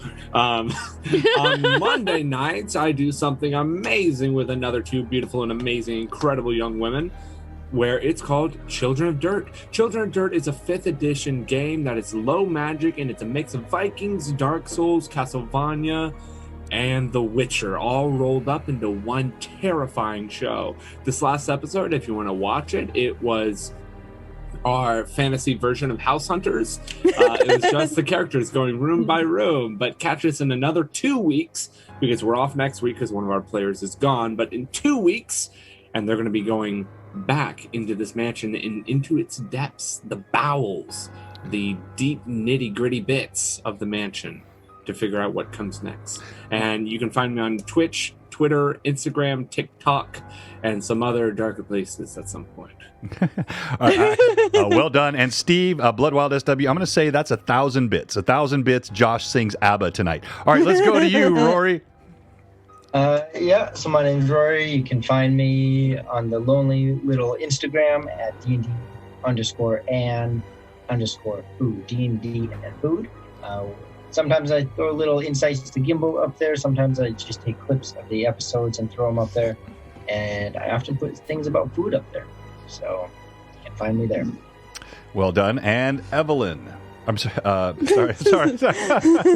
We're the same person. Yes. I know. I do all my... Ever since you gave me that Millis shirt, I do that every single time. It's okay. I'm fine being with Me too. 100%. You could wear one in-game and out-of-game. All right. Go ahead, Vivi. My name is Vivi. You can find me on Instagram at the DM's Quest. What do I do there? I don't know. Just things D&D related. Things that I'm currently doing.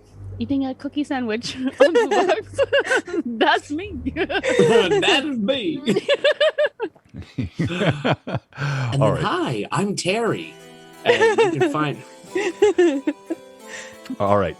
Let's go ahead and resume our game. And remember, we have those giveaways coming. Thank you, everyone, for all of your support. Yeah, the Discord should be up there on the chat. We've had several new followers tonight, so if you want to join us in our Discord, we always have a good time in there, conversations.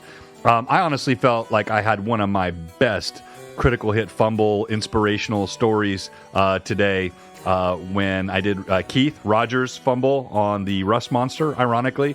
I love that one personally, so if you haven't seen that, go in the Discord, the D20 Fate channel, and you can scroll up and you can see some of the summaries that happen when people roll 1s and 20s in our Discord. All right, we're back, everybody. Hello. Thank you for being so patient with us.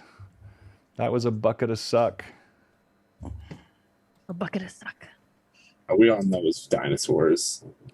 All right, now are you guys in TS? Are you guys locked in on a view of yourselves? Yes. Okay. Gotta bring Yes. back up there. Yes, I am. Yes, I am. Hey, Whoa. why am I not a crocodile? sir. Excuse me, sir. Sir. Well, because I set Mr. these out. I set these out before the stream, but actually, I do have that capability now. Yeah, it Dude. does. I'm not I would locked in. actually prefer it to be a velociraptor just so it matches the Oh, yeah. Because aesthetic we want it to of- be like real life. It needs to match Yes. the table. Exactly. So To not can we- confuse. Oh, it just said error. Board. Not- Unhandled expectation. It's just for you though, because Yeah, we're all fine. So you might need. Oh. Yeah, it's just you, Vivi. Gosh. Oh, look at you, that. you disappeared from the I list did of disappear. characters. I am not here. That is so cool. I'm sad because Vivi is How do no I have longer to- with us. Oh. We're gonna give all of our fans a chance to get back in. I'm out of Tailspire. Yeah, so you're should I gonna just close it and relaunch. All right, so let me get to this and we'll get ready. I want to say thank you to all the viewers as you're popping back in. We really don't know what it was. We killed slobs, rebooted a couple things, and everything is fine. It was just one of those ghosts in the machine, as they say. And Or glitter. Yeah, we are. Yeah. It was. You know what? That's probably what it was. It was probably a piece of glitter that got caught in something. That's exactly what it Rory. was, Josh. blame Rory. Roy's like, don't put this on me. Glitter makes people happy. Wait, I think you need to put Wait, I that. missed the poll. You need to put that poll back up and make Rory's glitter a choice. I think that would have Yeah. been the most popular selection. JJ Castle Robots IRL. Hey, look, let's give a hand. We're already back up to like 35 viewers that quick. Thank you so much to all of the amazing Mac Thank chatters. you. We appreciate you Thank guys you guys. sticking You with guys us. are amazing. I'm sure we're going to lose a few with that, but many of you have stuck with us, and thank you. All right, so now, as you move down the corridor, it widens, and you now have an area that is broad, and the water is starting to come higher. In fact, you can see I'm going to go ahead and unlock your view here. You can see... General, right? Sorry? Yes, that's right. And I'll summon you again here Summon real me. quick. You are summoned. To the table. Dang it. As a Spicy crocodile? ramen Yeah, I am. All right, then let me give you... Look at that. Look at that. Let me give you Holy crap. permission. Holy crocodile. Holy croc. All right, so there we go. You now have... All right, so Phoebe, I like the croc. there's the party. There's the crocodile. So you're in this broad area of the sewer, and as you can see, there are walkways on either side where you can stay out of the deep water. But now it's good 4 feet deep or so in those areas that are not covered by the walkways. And up ahead, you can see it broadens out into what looks like some kind of a water collecting chamber. You can see pipes up ahead as well. And it doesn't look like I'm on the board. Dang it. I didn't want you to be on the board. All right. There's our little gnome. Been left behind. Somebody in. I can swim because I'm a crocodile, so. That makes one of us. It's Literally. It's 4 feet deep. I'm sure you're fine. 4 All right. feet. So How many feet? 4? Is that what you said? yeah, it's 4 feet off the walkways. On the walkways, it's about 6 inches. But so when you you're go fine. deeper, Yeah. it's about 4 feet. I only totally have 2 fine. feet. We're never going to get this stream back, I can tell. God. It's gone. Oh, I need to pull this closer. All right. What are you doing? I'm still riding on the back of Lilith. Okay. I know that's what we were all wondering. Thank you. Brim is at the back of the group because he Where are doesn't want you? to clog up anything again, so I'm going to move him back. Okay. Or were we headed the way that... Yeah, you're headed, the way you're looking now. So back. Forward. Oh, okay. Then, yep, you're right. Cool. Doo doo doo. Bonk. Wait, no. So now Lilith is at the front. Yep. There we go. Alondra's at the front. I'm Alondra's sorry, at the Alana front. at the front. That's what I meant. See, I told you the And same. let me grab Phineas too, because he's Okay. with her. All right. And up ahead, again, you can see it looks like there's a water collecting area. Large rusted pipes, grimy stone. All right. So then, yeah, she's just gonna keep an eye out for anything along the path. Okay. We're good where you were, Or- Gimbal, because you were on top. Like, you looked like you were on top. Okay. So your footsteps through the muck. You look down. You do see something that moves beneath the water, a sinuous form up against the side of the walkway. No, I don't like that. I don't like that at all. So she'll kind of look and point down. And she's like, "There's something moving down there." Am I able to see it after she points to it? Yeah, she points.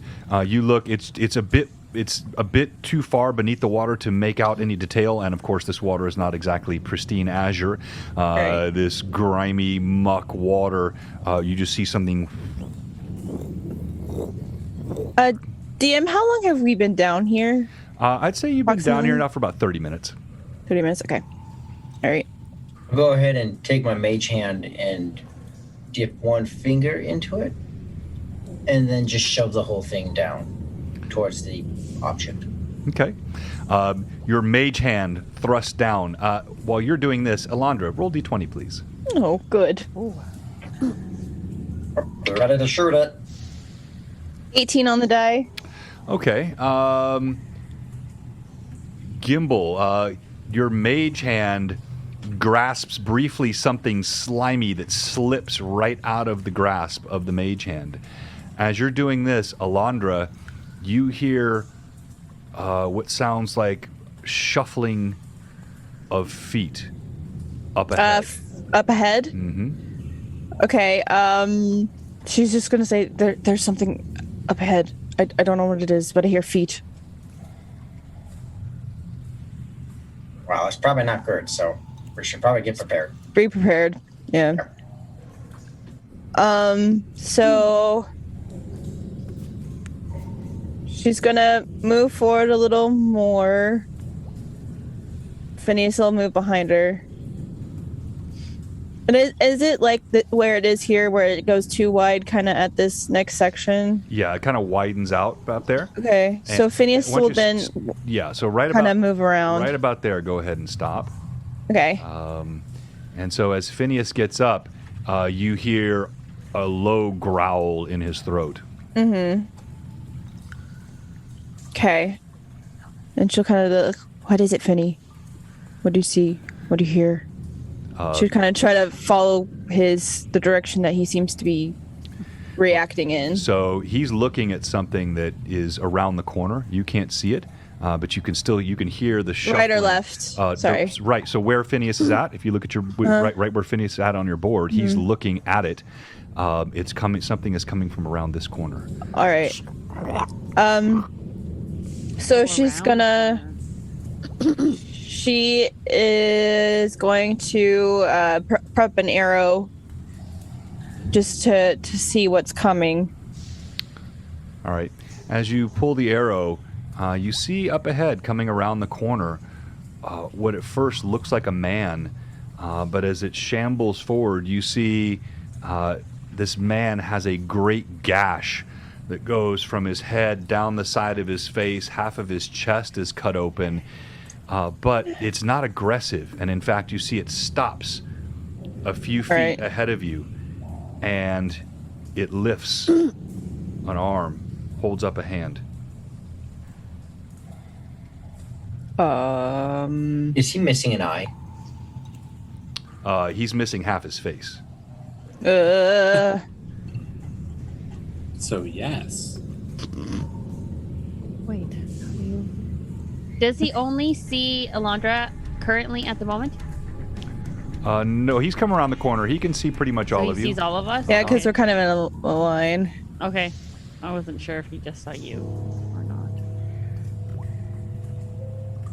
not. Can I get a sense of what this guy is at all? It's not. I mean, there's not even a roll that needs to be made. Okay. This is definitely an undead creature. It is something that has been animated from death. All right. As you're studying it, you see the gaping maw opens, a tongue lolls to one side, sucks the tongue back in, and utters in gravelly, difficult to understand speech, "I bear a message." And Alondra will respond back, what is this message? As she suddenly puts the arrow she had back in the quiver and pulls one of the silver arrows as subtly as possible. Not trying to not make any like super sudden movements, just in case. Yeah, it's not too sudden, and in fact, it doesn't really seem to be reacting much to what you're doing. It shambles forward just a couple of more steps. "A friend of yours says hello." Can't hear you. Can't hear you. At all? Hello? I see your mouth moving, but can't hear you at all. Are you kidding me? A lot of expletives were just said. It was just bleeped out. Yeah, we can hear the music. Oh, very high-pitched, apparently but- they can hear you. Oh, We they just can- can't hear you. Okay, now we can hear What? you. I didn't do anything. What? What's Must going be on? glitter. I swear I don't know what's going on. There's more glitter in this box. All right. He says, "I bring a message from a friend." The friend? What's the message and who's the friend? She says, "Hello, Halia." She said, Oh, you lost your sound again there, John. I heard hello, Halia, and then And that's it. that was it. "Is the same thing happening to the?" Okay, now I can You're hear you back. again. And now I can't hear you. I'm not saying anything right now. Okay, okay. He's just pissed. maybe the mic doesn't like my voice that I'm doing. I don't know. just the zombie voice. Exactly. The zombie voice is frightening my microphone. "I bring a message from Halia. She said you should stop or those you love will pay a dear price. And the hand slumps back down, the head lolls, clearly incomprehending of what it's saying. I remember mention of this woman before, but still don't exactly understand the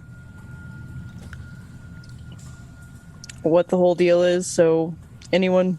Are you currently facing us? She's kind of like not completely turned her body, but just turned a little bit so she can talk backwards. All right. In the you're gonna see out of the corner of your eye suddenly a glowing or some kind of light behind you. Mm-hmm. As again, Gimbal is going to reach towards the sky and pull his hand in towards himself and cast Flare in the face of the zombie. Okay. Standing on the back of Lilith with a very angry face. All right. It flares up in the zombie's face. You see the creature staggers back. It doesn't make any move to attack. Go ahead and roll damage. Gone again. Go ahead and roll damage. Go ahead and roll damage. Because they can hear you, but we can't. Yeah, just can't hear you. That's got to be Zoom then. I mean, and you came back. And you came back. Yeah, that's got to be Zoom. Because if they're hearing me, that means everything's working on this end. The microphone's working. Something funky is happening with Zoom. Let me check Zoom settings here real quick. Okay. That's all correct. Yeah. I wonder if your suppression is being particularly... I'm sorry, you just heard my ringtone. I was testing my... Hang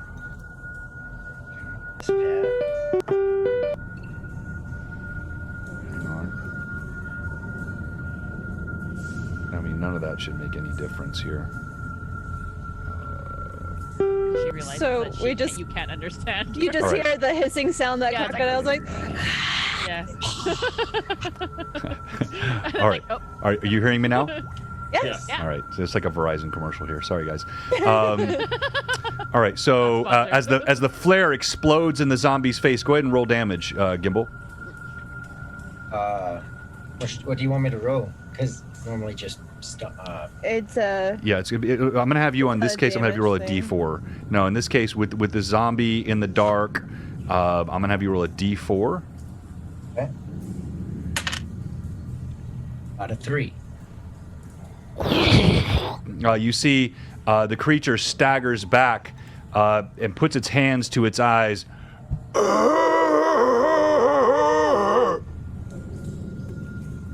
Yeah, that's the audio effect, guys. That's here. If you guys don't like that one, I'll kill it. That's not the problem with the audio. That's the effect. The tea kettle is the effect. I like the scary tea kettle. I mean, it's not literally called scary tea kettle. It's not literally called tea kettle, but yeah. All right, so let's see. I wonder something really quickly.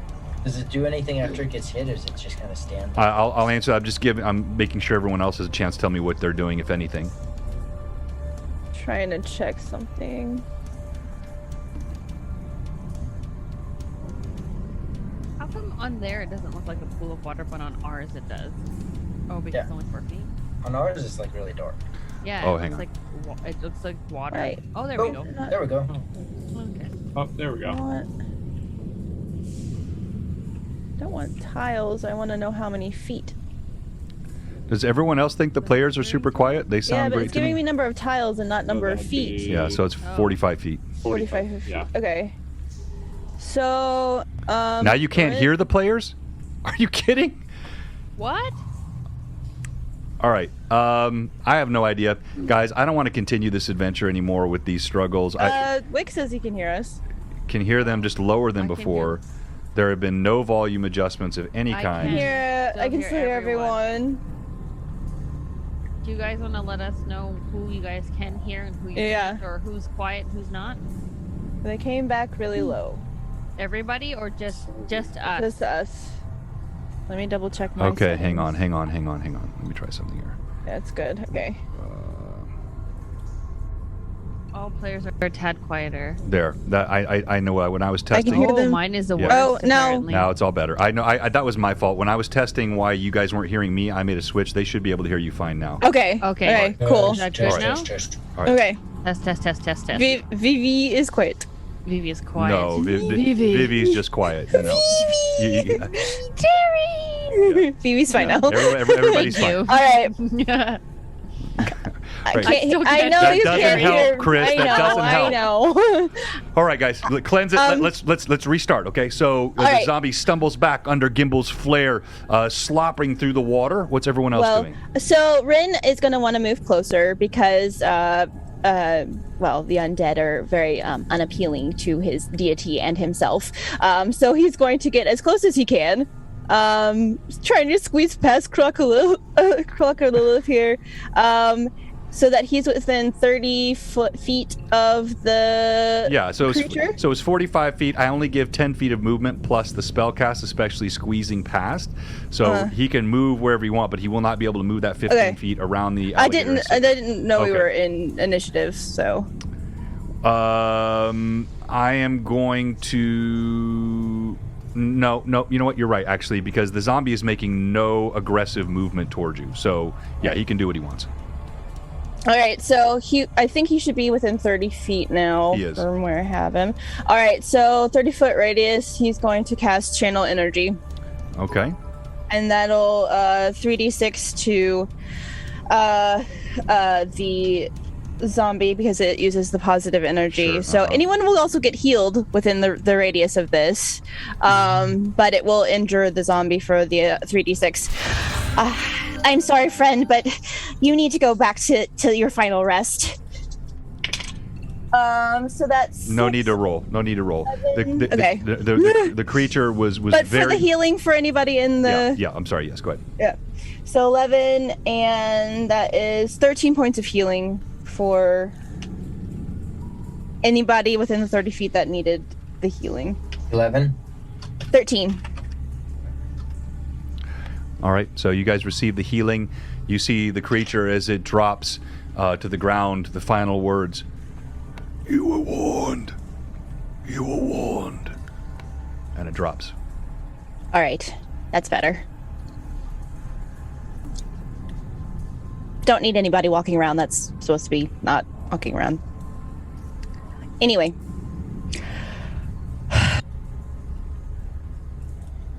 All right, so are we gonna get rid of this Halia person? Is this what we're going for? Is she down here? I don't exactly understand. I don't know if she's down here, but she's definitely a pawn in a bigger game. We've already been told that she's not the key player. She's just a part in it, but wouldn't bother me if she died. All right, good to know. So she's clearly trying to get us away from whatever's down here, seemingly. So maybe there's something important down here. Yep, probably. You should probably go first, though. You can handle those things pretty easily. Yeah, of course. And so Phineas and Alondra are going to continue forward. All right. As you continue forward, Call has been strangely silent, following along behind you. He finally speaks up and says, I think your logic is sound. If they wish to keep us from this place, we may be onto something. But who would they know that you love? If they say this threat, then do they know someone that you love? Alia has access to arguably everything about us. How did she learn so much?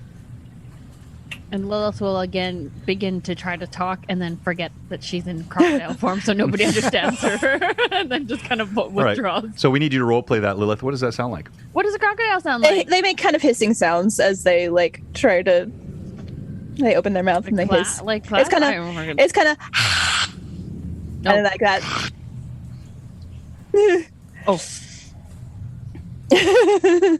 Oh, Carl's really. Oh, there I am. Lilith is there. She's just. You can move Lilith off the board so she doesn't look like she's there and in crocodile form as well. Okay. As you look ahead, you see this chamber does open up, It is some sort of a water reservoir. There are stone walls on either side. It's a square. You don't see any obvious exits on this level, but it looks like up ahead. And let me grab a shot here for you that I can hold real quick, so you'll see what I'm referring to. All right. All right. So here at the top, this is right opposite where you are. You can see there is a grate here that looks like it opens into a passageway to the other side. You do not see any ladders or anything else of note that would give you a means up there. All right. What is the height of that? It's about 10 feet. Okay. Now, Lilith, I know you can't really talk right now, but you can swim. You want to take... And I'll get off to the side of Lilith. You want to go for a swim? And with that, she'll just like slither right into the water. Whoop. Splash. Splash. All right. So you are in the water. You see no sign of whatever it was slithered past you earlier. Interesting. And is that whole entire area, like she'll kind of just swim the perimeter to kind of see, is there any other way out from underneath there, or is it just... No, so as you go down, you see there is, I'll come down here and go below the water. You see there is also a grate down here where water is passing through. She will swim to that grate. I can't see my underwater. Zoom, zoom, zoom. Where's my crocodile? Here, and I'll go ahead and I'll lock this for you so you can see it. Okay. Okay. Nice. Oh. Oh, I shall swim. If I can fit, because it looks like the grate is half open. If I can fit, I would just swim in there. Okay. All right. You can do that. All right. As she's doing that, what's everyone else doing?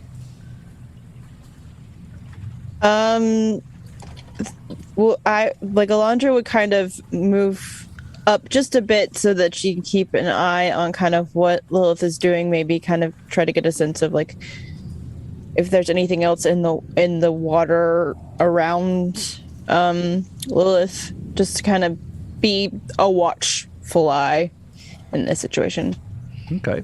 All right. So go ahead and move your mini wherever you want, and move Phineas as well. What are you doing, Gimbal? And what are you doing, Brim? Call moves along behind and stands on the edge of the water, watches as Lilith Crocodile goes down below. Remembering that I did not prep a important spell. Unfortunately, I cannot communicate with Lilith with message, so I will start to lightly explore to the right of where we entered, looking around, trying to see how we might be able to get up this 10-foot incline. Okay, as you move around, you look. Go ahead. I was gonna say, and Ren's gonna hold his staff up since it's still got light on it, so that like everybody can see better around the room. So he's just gonna keep it as extended as much as possible. Okay, all right. So difficult to see with the gloom and the green, but there's now a light effect around Rin. You can kind of see it as he turns. And so he's glowing within here. Gimbal, actually, as you're moving around, you note there are some handholds. You didn't see at first that are carved into the wall right here where I have your mini placed. You see some handholds that are carved into the wall. It looks like they have been traveled as well. Now, let's come back to you. Lilith, as you swim through the grate, you see it leads to a tunnel, which appears to be going underneath the chamber above. You swim up? No, so as I'm saying, like it's a tunnel going. So you could see through the grate above that there was a room on the grate above, but down below, wherever you're at, it's a tunnel that appears that it goes underneath. Okay, well then I'll swim down towards the tunnel. All right, you're gonna swim the length of it? Yes. Can I see how far, like what the distance is?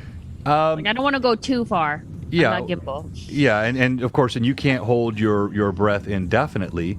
But it looks like you don't have great vision as a crocodile, but you can move along, and as you're going forward, it feels like you're probably about 100 feet to go down this tunnel.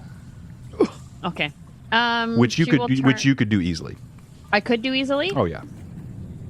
Okay. If I could do it if I know that I could do it easily, then I would just kind of go down just to scout it out and check. Obviously, looking for oddities on my way. Do I find anything on the ground? No, you don't. That I could fit in my crocodile pockets? Very Croco pockets. pockets.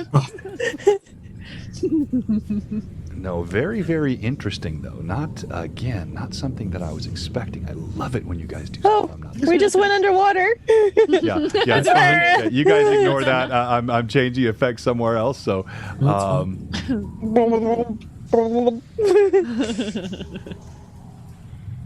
This is how we die. all right. Just swimming. Just keep swimming. Women just keep swimming. Where is Crocolilis Mini? I'm trying to find it here. It was in the water. I splashed into the Yeah, water. I know. I saw you dropped in the water. I've got to see how. Oh, I yeeted it into the water. I was like, whoop. I got you. I have no idea. I literally just picked it up and dropped it in the water and disappeared. No, that was epic. It was pretty cool how that worked. Actually, I loved it. That was cool. That's exactly what happened IRL, and they don't know where I am. Exactly. Just gone. There we go. Oh, there you go. And a crocodile can hold its breath for 8 hours in cold water. Ooh, interesting. The more you know. Yeah, and that would also depend. That would obviously depend on level of activity as well, right? So if it's doing things, I'm just yeah. So you're fine. You could definitely travel this with no problem. Hang on here. alligator yeet. Exactly all right, so you move along the tunnel. As you do so, you're bumping into it. It's a fairly narrow tunnel. You feel your scales brushing against either side of the tunnel. And when you finally come out of the tunnel and come up to the other side, and I'm going to lock the scene on this for you here, and this will probably lock. I'll let everybody see what Crocodile Lilith sees, but of course this is OOC for the rest of you. Yep. You don't actually see this. Cutscene mode. You see. Whoa. Ooh. Top down. You see a chamber that is strange down here. It looks like it's hidden. And there are 4 cages that stand. Each of them is about a foot deep in water. And then as you look more closely, well, actually from your angle, that's all you can see. But you see there are stairs that go. So if you wanted to crawl your way up the stairs, I shall definitely climb the stairs. Ascending the stairs. Okay, as you ascend the stairs, you see the strangest of things. You see that there is, at the end, there's a bookshelf, and there is a table with a picture on it, and there is a chair sitting next to it. I will slowly approach. Okay. As you approach, you see it looks like obviously there's no one here now, but it looks like, to what you can tell, it's been recently used. You can still smell the scent of a warm-blooded creature has been here recently. Can I tell what's in the picture? No, not without knocking it over. A warm-blooded creature. I will not. Crocodiles cannot read. However, I shall go and check out this bookshelf. The person comes back. There's an alligator sitting in their chair, sipping on whatever they're reading. This is definitely the strangest exploration I think I've ever had in D&D. No, see, you Giggle fit. I'm just imagining, because you said crocodiles can't see all the glasses, and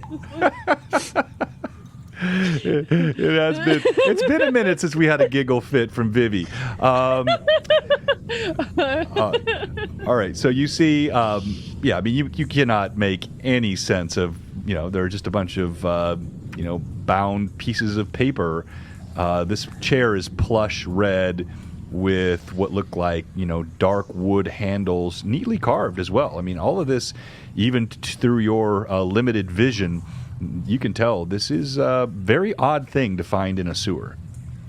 Crocolilith will take a book, knowing Gimble's love of books, put it in her mouth. She doesn't know which one. She'll just grab a random one that she can, as gracefully as a crocodile can, and return to the group. Okay, so you reach up. Very soggy book. You pull a book off the shelf. Go ahead and roll percentile dice for me, please. Oh no! What that mouth do? Yes. I mean, how many books can I fit in my mouth? What that mouth do? 23. 23. That's not what they mean when they mean Reader's Digest. The questions that you can get in D&D. How many books can I fit in my mouth? Yes. If I can fit more than obviously just clamp whatever I grab, I'll just grab. You're gonna Why clamp. did Lilith die choking on a book? Well, I mean, Why not? obviously it depends. I mean, there's a matter of comfort. There's a matter of possibly flushing one down your throat. You tell me how many books you want to try to get. No, comfortably enough for me to close my mouth. Come on, get them all.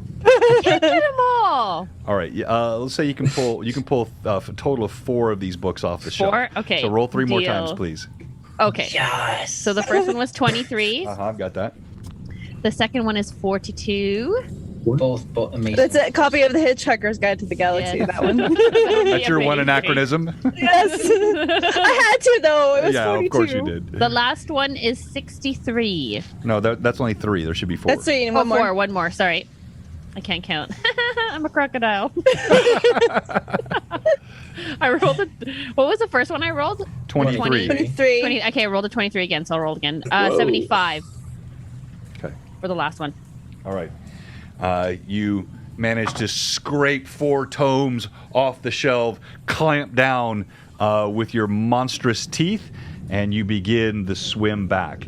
Now we're going to go back to the rest of the party. What are you doing? Lilith has vanished into the water. You could make out from where you're standing. You see Call looked as well that she disappeared down a tunnel underneath the water.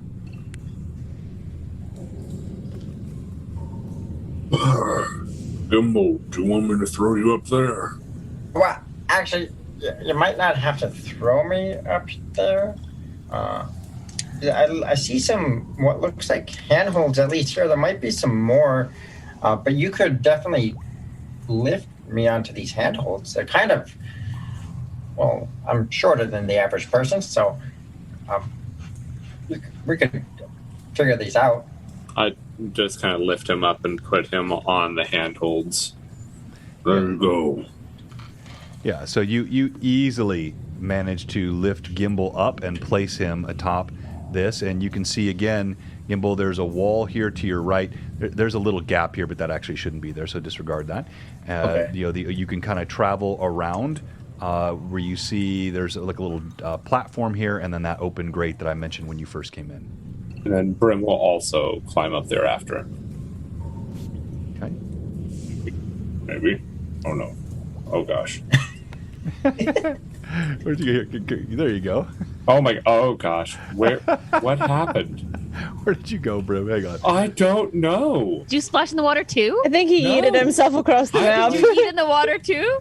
You're like me. Where on earth did you I go, don't Brim? know. You dork. Oh, you're in the tried- water too. I clicked on your character. It says you're in the water. Yep.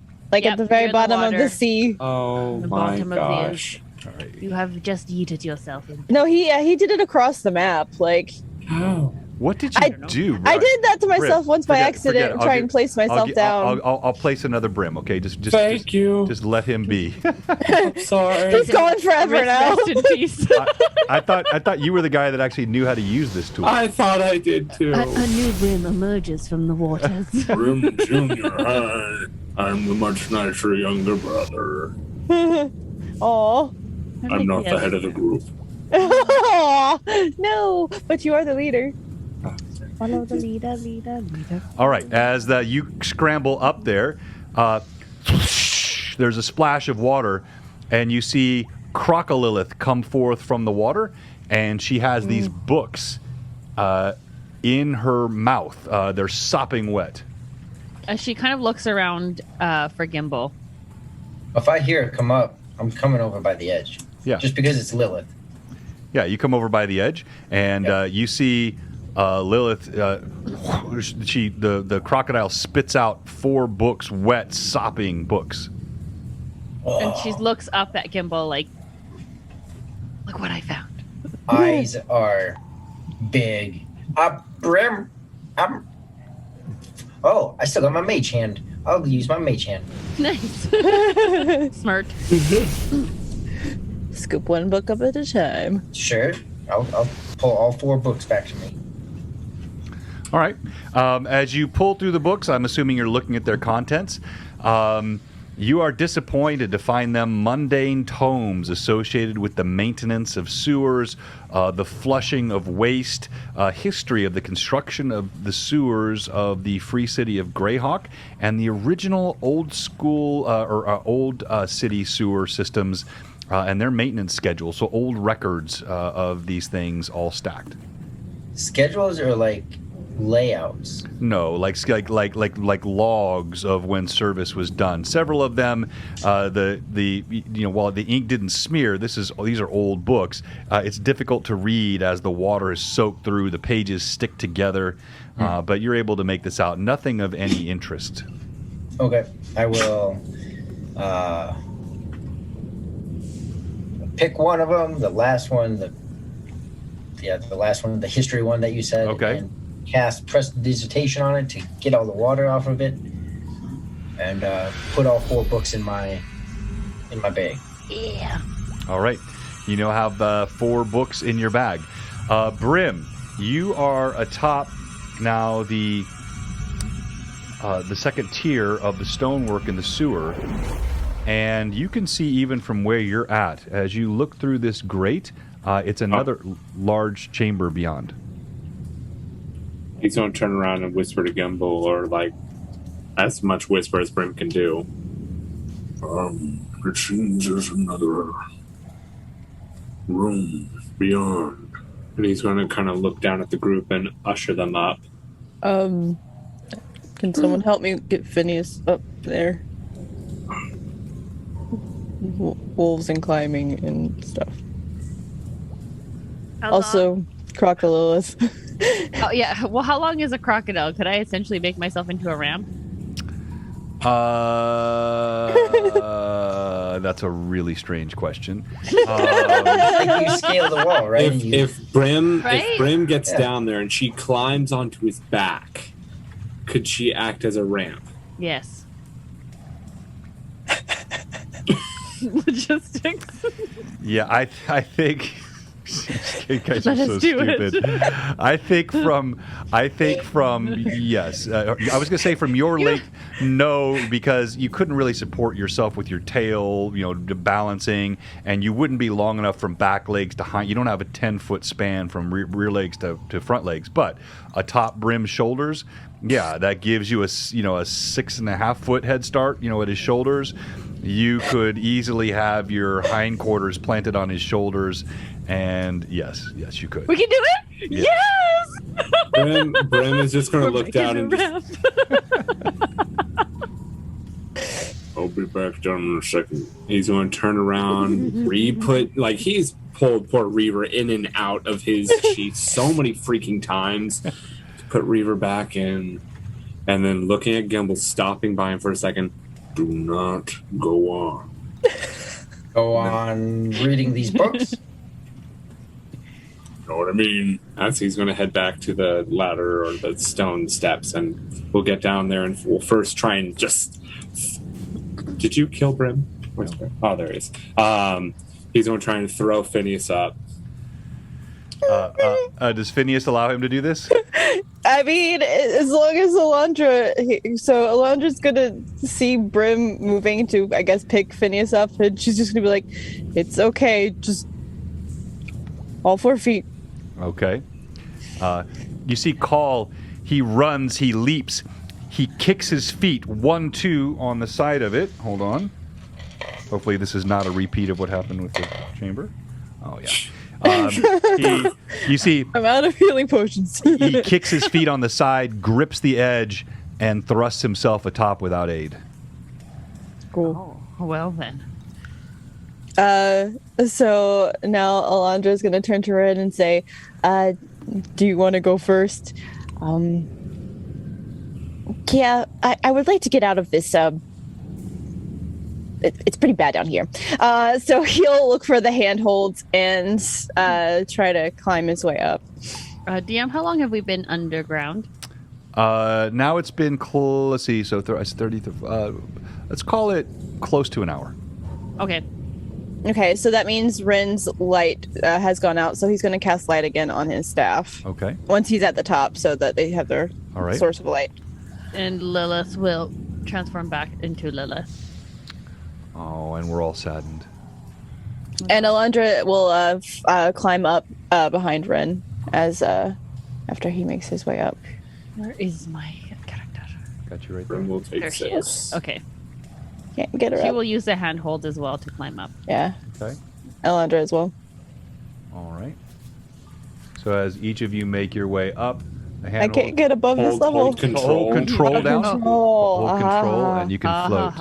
Oh, You gotta There get you go. control and then scroll. Control and then scroll. control and then scroll. Nope, that's not working. I do control. Control, and then- just pull up. Yeah, I used my mouse, my regular Use your mouse mouse? key. Yeah, just control and then just, yep. Up. Oh, hang hang on. I'm working on it. I'm new. Does she take fall damage every time she does this? Boom. Oh. Oh, so close. You're so graceless. Oh, Oh no! she's struggling. What are you doing? I don't know what the heck is happening here. At least 40 to 50. Here, John, you can just move me. I give you all right. permission. Oh, you got there. it. There you go. Yay! There was rejoicing. All right, Gimbal, did you move while all this was going on, or did you stay put? Yes, I did. Okay, Oh. Gimbal, tell us what you What's did. it? See what's So, over there. I kind of maybe encourage Lilith to, do a little bit of. I didn't move that far. Okay. A little bit of exploring, and she did, and I can never resist a little bit. And Brim, Brim said, "Hey, See us at monkey. like when you tell someone not to do something, come on now." So while Brim was down there helping everyone, and they're building the croc ramp, I maybe moved forward a little. I didn't go into the other room. Okay. I listened to Brim, but I did move forward so that I could see into the other room. All right, so you're peeking into the other room. Roll a d20. So this time I'll use my advantage. And I got a 12 12. on the die. 12 on the die. I mean, it looks like you did a 12 on the die. Yeah. Okay. Yeah, actually. So you see, it's a large chamber on the other side, even a little bigger than this one. And there's water, deep water, and also some raised areas. But then you see a huge tentacle come up out of the water, and then splash back down in the water. I will turn around and sit down right where I'm at. All right. Good call. The rest of you are up now, and what are you doing?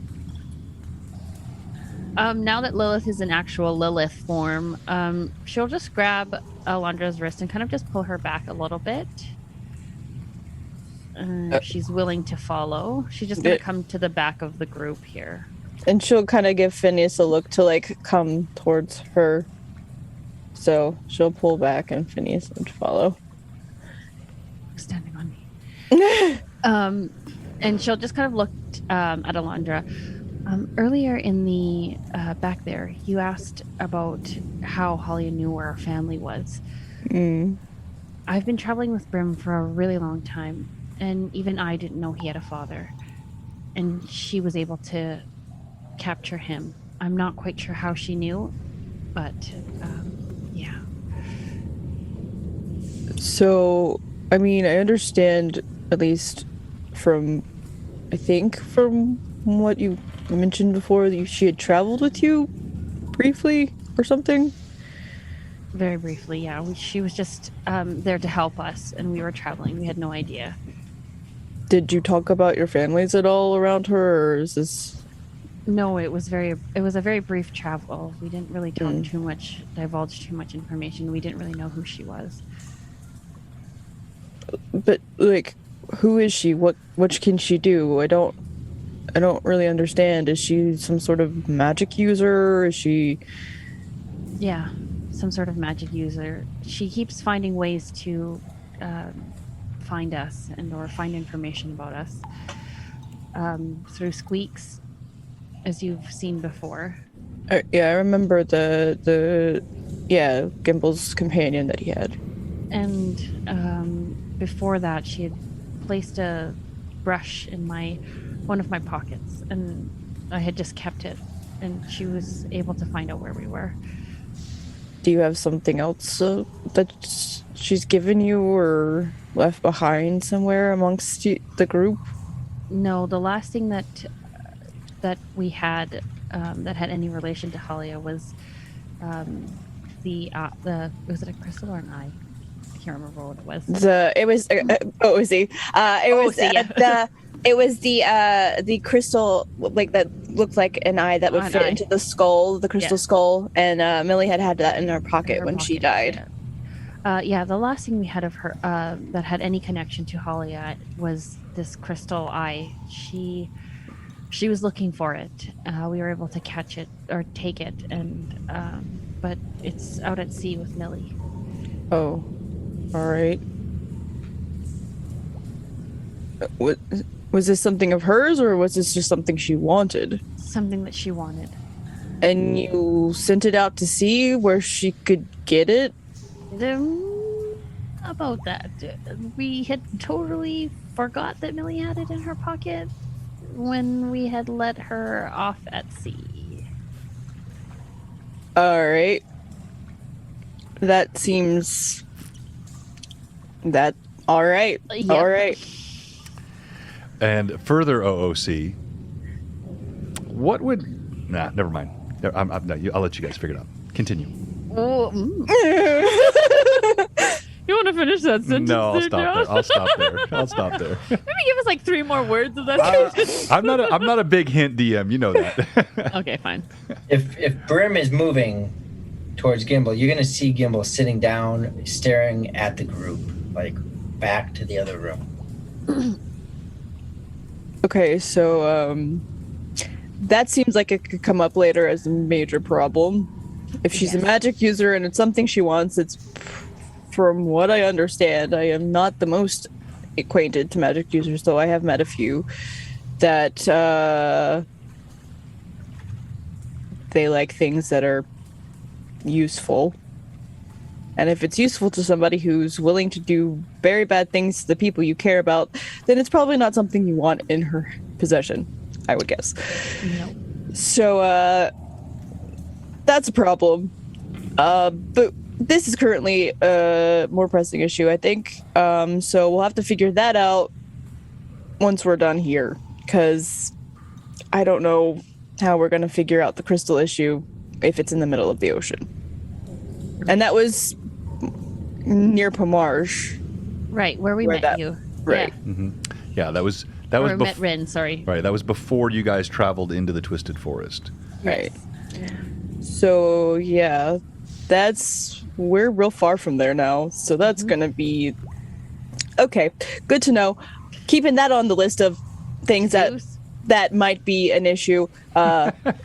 Might being an understatement in this situation. Anyway, before you go, I do have something else, though. And she kind of digs into one of her pockets, and she pulls out a handful of teeth. Those are teeth? Yeah. You want one? Sure. I like teeth. Me too. Like with that, she's like so excited because she's like, yes, somebody who understands me. And she's like, you can have 2. Okay. And she'll just kind of look through and pick like the ones that are kind of in the best condition out of the I have actually, I not here, but they're back home. I have a lot of different animal teeth that I would collect when I would hunt. But maybe sometime. Anyway, not right now. As you see her eyes, like she's like, "What did you say?" Alondra, realizing she's starting to ramble, is like, okay, we should probably, and then she kind of just turns and walks back the other direction. As she's walking like away from Lilith, Lilith is like tagging along. She's like, "How far is your house from here? Like, how far is your home from here?" Like, it's actually surprisingly close. I don't live far from the Free City. oh, very interesting, very interesting. Okay, quickly to answer one of the questions, Ugluck, that is Khal. Khal, of course. Carl. Which relates, yes. So this fella right here, Sexiest man. Khal, who joined them in That come hither, sir. in the Twisted Forest, helped them actually quite a bit through many of the adventures to this point, with the exception of one fumble he made leaping off of a bridge. But beyond that, he's been a pretty boon companion. He pipes up occasionally. Sometimes he's a little bit more quiet. Tonight he has been very pensive down here. It's obvious to you he does not like being underground. He does not like being in the sewers of civilized cities. He's from much more rural, wild areas. This is a foreign concept to him, and trudging through the waste of human refuse, it's not just the noxious fumes, it's the very concept that he struggles with. All right, let's come back over here to Gimbal and Brim. What are the two of you doing? Brim was going to be moving past Gimbal to try and get a better look into the room and what's in there. Okay, go ahead. And Gimbal will very much maybe reach out and like he looks like something.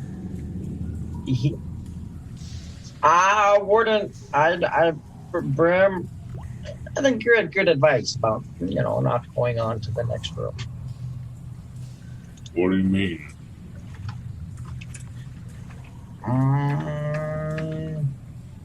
Let's just say there's something over there that's really big and it's under the water. He narrows his eyes and then will move over to it, not heading inside, but just peering inside from the left side. All right. As you peer in, you can see there is, and you can see everything that your mini can see now. You see there are platforms, there are pillars inside, which appear to bear up this larger underground cavern. The water level here is just a bit higher than what you're seeing there. Let me raise that up just a touch. It'll cooperate with me. And as you're looking, you can see there is another large grate on the opposite end of the cavern. But as you're watching, your eyes go wide. You see the same thing I described to Gimbal earlier, except you see two of them, huge tentacles. One of them comes up, slops down on the central platform and scrapes like it's searching for something, and then disappears back underneath the water. Just looking through there, other than the tentacles, what does it look like through there? Yeah, so again, it's a large chamber. It's got walkways. It's got huge pillars that appear to support this. You can see there's some refuse to one side. Looks otherwise nondescript, except, again, you can see there is another passageway on the other side. And, in fact, Lilith, in your now Lilith form, knowing direction and distance, you would guess that that door on the opposite side leads to exactly where you just were when you went underneath this very chamber.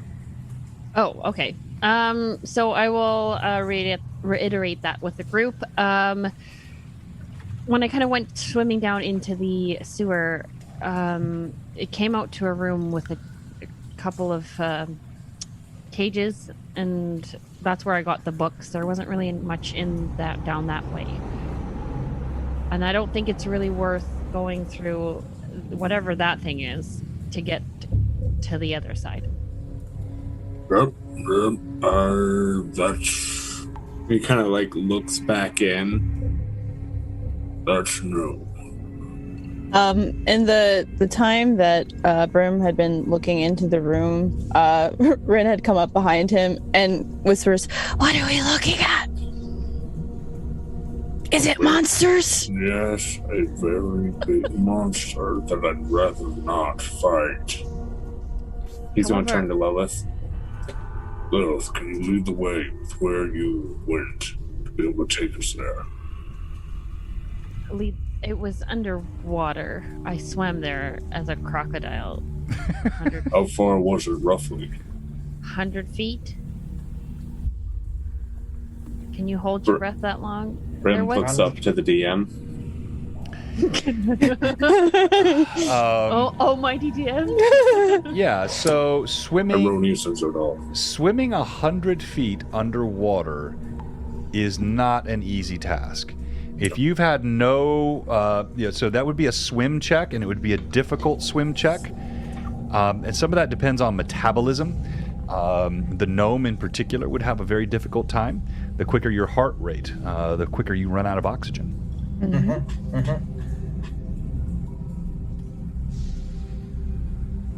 As far as I could tell, it didn't seem like there was any way out of that room. It was just an empty room with a chair, a picture of some sort. But it looked like somebody had been there recently.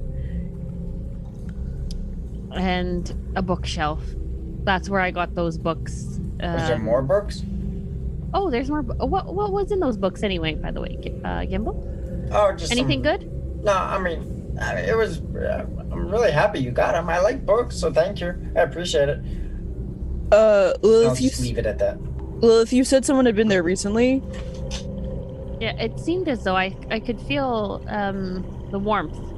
Well, Phineas is really good at tracking things by smell. If someone was there recently, maybe he can get a smell off of who was there. Maybe we could track where they went. And Phineas isn't going to be able to go underwater either. No, he can swim on the top a little bit, but he definitely can't go down. You can only doggy paddle. Do you That's think that he could make it across? And I'll go ahead and I'll get to the entry here. And if I lean over, is there a ledge? Is there like a walkway of sorts on the other side? Or what is it on the other side? Yeah, so as you look in, you can see it drops down about 5 feet to a ledge that's just to the right of that grate. I don't know if you can see it. Yeah, you can kind of see it here. I'll show the angle here. Right there. I'm going to lock my screen and let you guys see it. Here we go. Okay. Okay, yeah. This will probably help you with you delete all these other ones so you can get them out of the way. Is it just in that area, or does it protrude out further? Like, does it follow the wall? Yeah, is it just in that So you seeing? area? Are you seeing it now? So there's a ledge right down there below the bars, and it looks like it connects to a walkway off. Can't hear you. Can't hear you, Jen. It looks like it connects to a walkway off to the right. You're not hearing me? Testing 1 2 3. Testing 1 2 3. Testing 1 2 3. Thanks, Bud Wild. It's Just- really, really quiet. Hello, hello, hello. There you go. I again, guys, I don't know what it is. So yes, you can see there. There's a ledge, and it looks like it connects to a walkway off to the right. Okay. Oh, So it looks like there's a way to kind of get around in here. What if I was to distract whatever that is, and Phineas was to run into the other room? Other room. Yeah. I think if we're going, we might all just have to run through. All right. Because once it's aware, it'll be aware. Yeah. Is there not another way out? Even if we get to that end room, there wasn't any way that I saw to get out.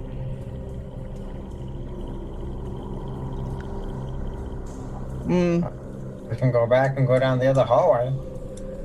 That's true. There was the one that went to the Right. right. Go right. If you always go right, you can't go wrong. Call says,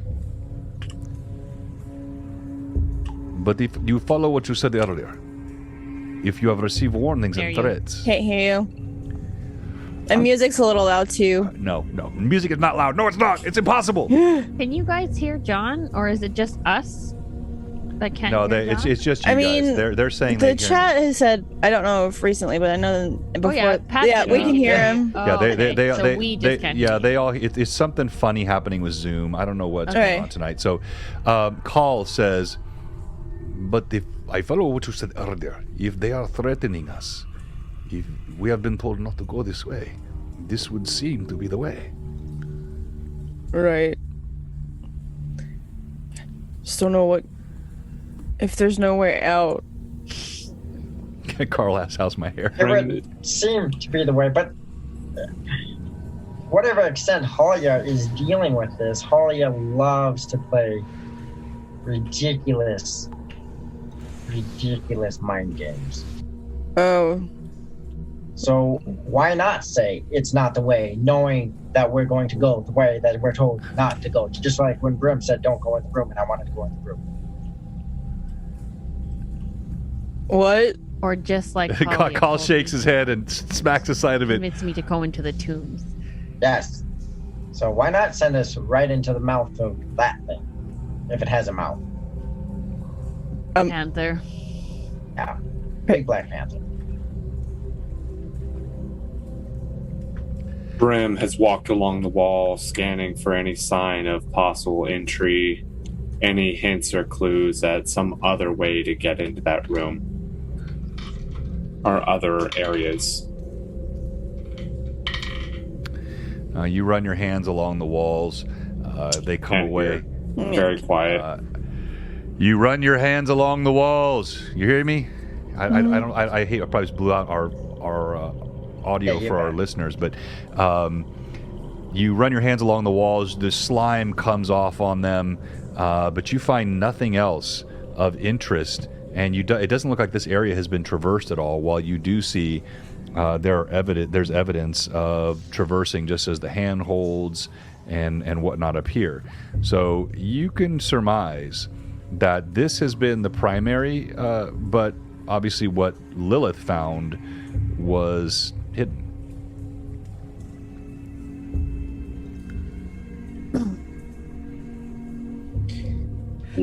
Would any of you happen to have buckets or hard containers?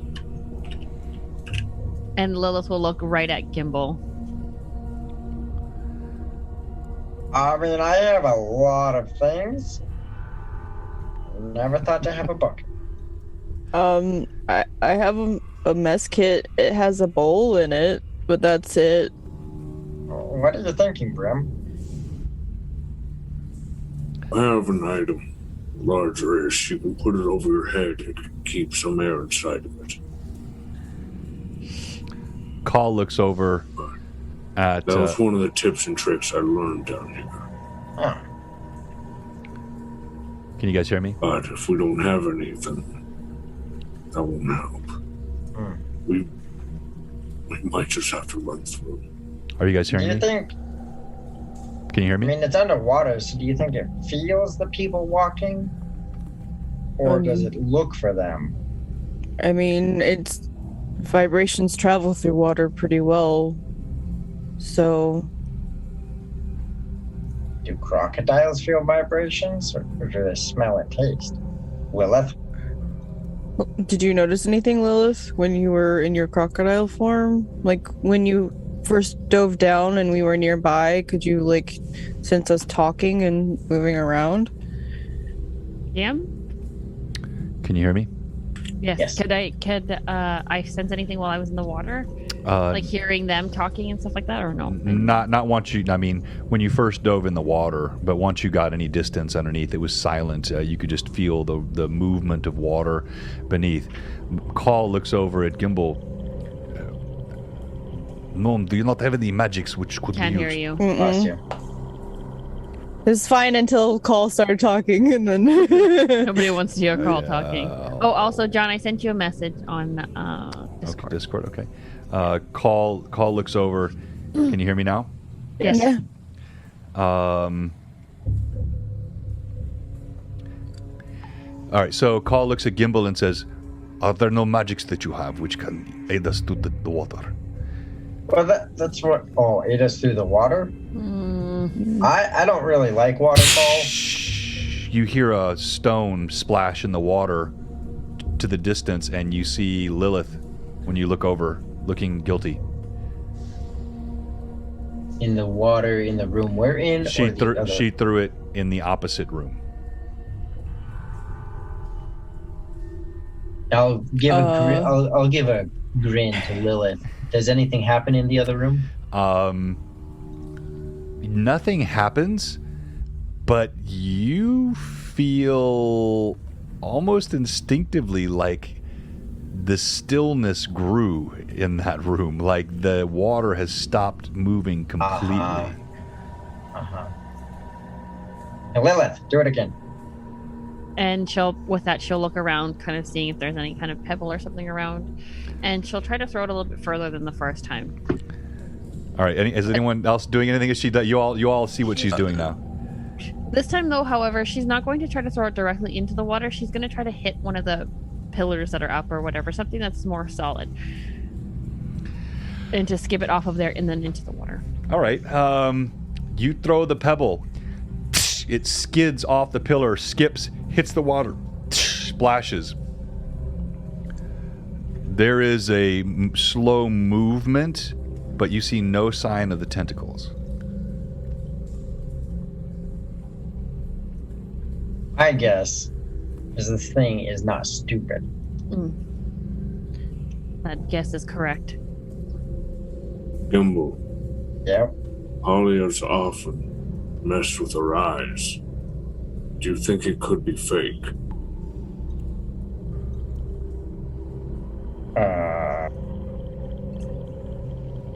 It's possible. She's quite skilled, so it's. I can cast illusions, and if she can make it happen over and over, Do when the the thing, Magic Man. well, I don't have anything, big brother.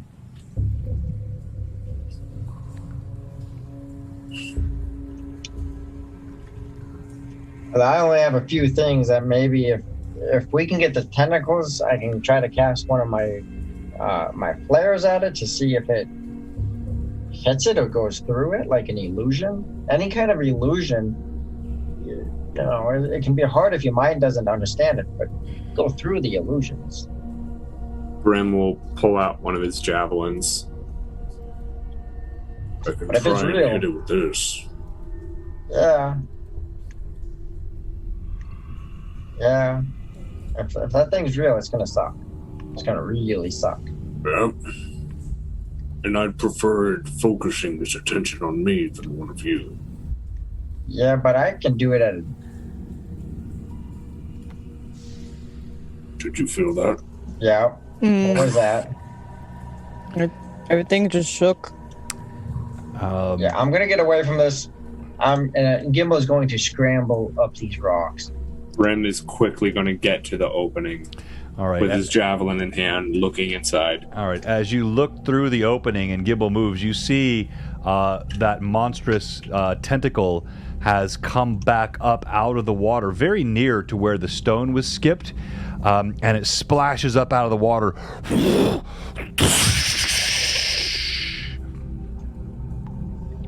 I'm gonna say that means it is not fake. Yep, I think that's real. He's going to put his javelin away. Oh boy. We gotta run. It vanishes beneath the water. We gotta run. All right. I can go to the left. You guys go straight to the right, and I can try and make it through. Remember, you got that ring. That's true. Also remember, when you use that ring, we cannot see you either. I know. That's why, if anything, it can feel the vibration, so the ring may not matter.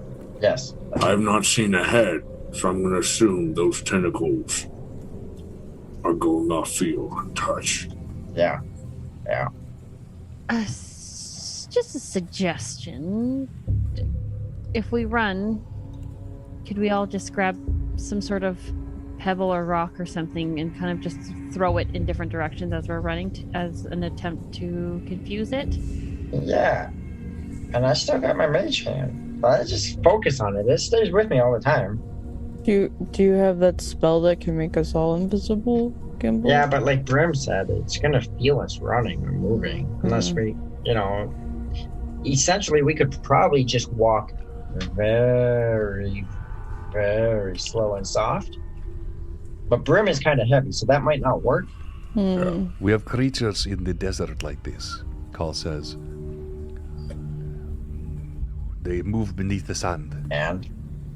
Testing. Can you hear me?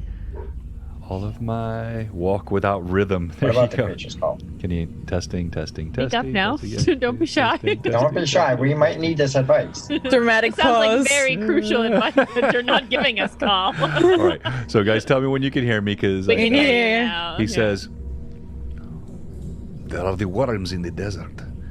They go beneath the sand. They feel vibration, but they also smell. We know nothing of this creature, whether it smells or sees or feels. Oh. Or all.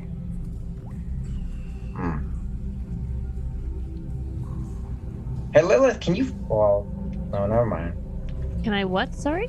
Well, I was going to ask if you can fly. Well, maybe you could fly and carry us one at a time. I don't know if you can carry Brim. I don't think I could carry a brim. I could turn into something that could fly, that could potentially carry, but I don't know what my weight capacity would be for carrying. What's the biggest thing you can turn into? Like a giant eagle, a condor, or a dactyl? Alondra, are you able to summon a creature again? Not today. I would have to sleep. I can.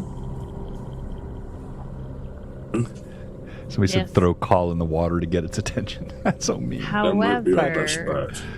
summoning to a have creature them- into its death is not very druidic of me. I mean, they're Not not we're real, are setting they? a dog on fire, but we're at this point right now. One time. What about that horse that you crushed? I'm not a druid. Head out. When Alondra hears the dog she set on fire, she kind of puts herself between Phineas and Lilith. No, they're not friendly fire. Don't worry, they were attacking us.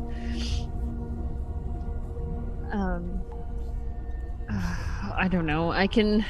She will reluctantly. She will sigh and cast summon Nature's Ally. What if it's just a bunch of rats? Well, I'm sure it would. We need something bigger than the rats. I spell think, just the to kind of spell get makes an idea. bigger things. Oh, Brim turns around looking at Gimbal, thinking he means the rats are the tentacle. Huh? Nothing. Never mind. Let me just look up the spell really quick. Well, You guys Okay, hear- so what level are you casting it at? I got it open right now. I have summoned Nature's Ally 3. well, So third level. So, Vivi, as you say this, Brim kind of nods. It's all right. And he will put a right hand on the grate and left hand on the wall and No. begin to kind of like pull himself through. Before he does that, she'll You kind of pull can on do, his Brim, you just said you're crocodile, going through the do grate? shark. Okay. All right. shark. So, Brim, I'm going to flip around here. Whoops. I'm showing everybody. Electric eel, dire Ooh, bat. Ooh, Shark is a electric good eel would idea. be fun. All right. So, Brim, Shark. you're Shark. gonna drop on I can fight underwater. to this platform here. And then the crocodile, so you can make a crocodile as well. Yeah. Ah! Hey, Brim, you okay? I'm fine. If she can move before Brim enters, she will grab on the back of his shirt and summon Nature's Ally into the water, a shark, if she can, before he steps out. All right. So, you're going to summon a shark. Yes. Okay. Freshwater shark? Yeah. Does it matter? Yes, it does matter. Oh, farts. Yeah. Well, then she'll summon a crocodile. If she would know that, like she would obviously not summon. As a druid, I'm I'm presuming she would. And you guys are hearing me okay now? Yeah. Yes, Yeah. If we yes, have any yeah. more trouble, what I'm going to do is I'm going to switch the Zoom mic to one of my other cameras. I think my players will still be hearing this. Hopefully we won't get, or my viewers will still be hearing this. Hopefully we won't get an echo. But Right. let's just roll with this. All right, so you summon Nature's Ally, and you drop another crocodile in the water. All Yes. right. Brim, as you drop onto that platform, you see another crocodile, just like the one that was there before that Lilith had become, and it's floating in the water beneath you. Do I see it like appear, or is it just kind of No, there? you just see it. You just see it appears on a rock beneath you. In fact, I'll grab the shot for you here. Everybody can see what Brim is seeing.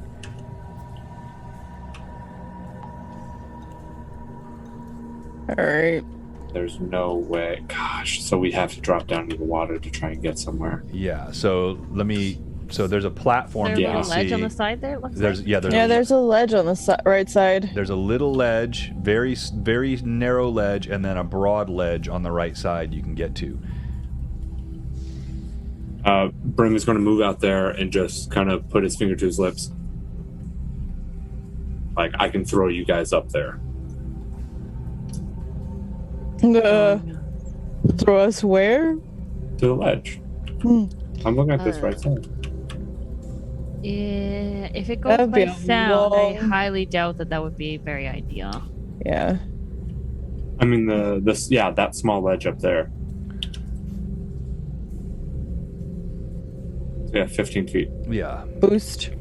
Yeah. All right. And then it's sent your message to you. Okay. Doing the cool marine thing where I put my back against the wall and my hands together.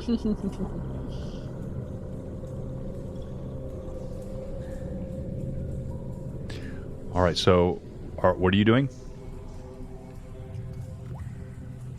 Ready when you are. Arya, Crocodile do anything to the creature? Well, so your crocodile. Here, I'll give you control of it. What are you doing with it? Are you moving it somewhere, or is it just staying here? I'll get him to swim around a little bit just to see if he can kind of gauge. He's just gonna like. Okay, stop right there. Okay. And as your crocodile is swimming around, we're gonna roll initiative.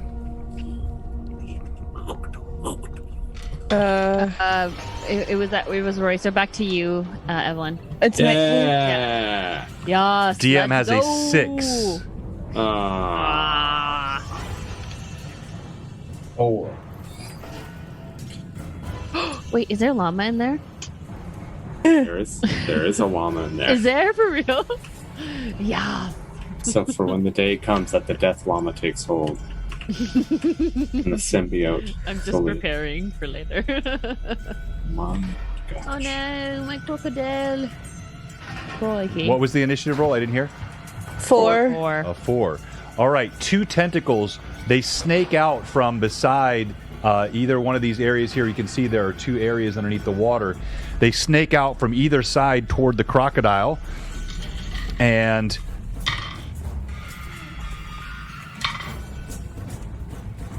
yeah. How many hit points does your crocodile have? Oh gosh. Question. Hang on I one can second. tell I you do one have sec. it pulled up somewhere. Crocodile 70. has XP. Hit points 22. All right. I don't know. It says 22, 28, 3d8 plus 9, 3d8. Yeah, it's yeah. So 3. Yeah, so true. The 2 tentacles grip. One wraps around the head of the crocodile. The other wraps around the back of the crocodile. They tear the crocodile in 2 pieces and retreat back through either side of the water. Of these chambers here. Brim, don't want to go that way. Don't want to go that way.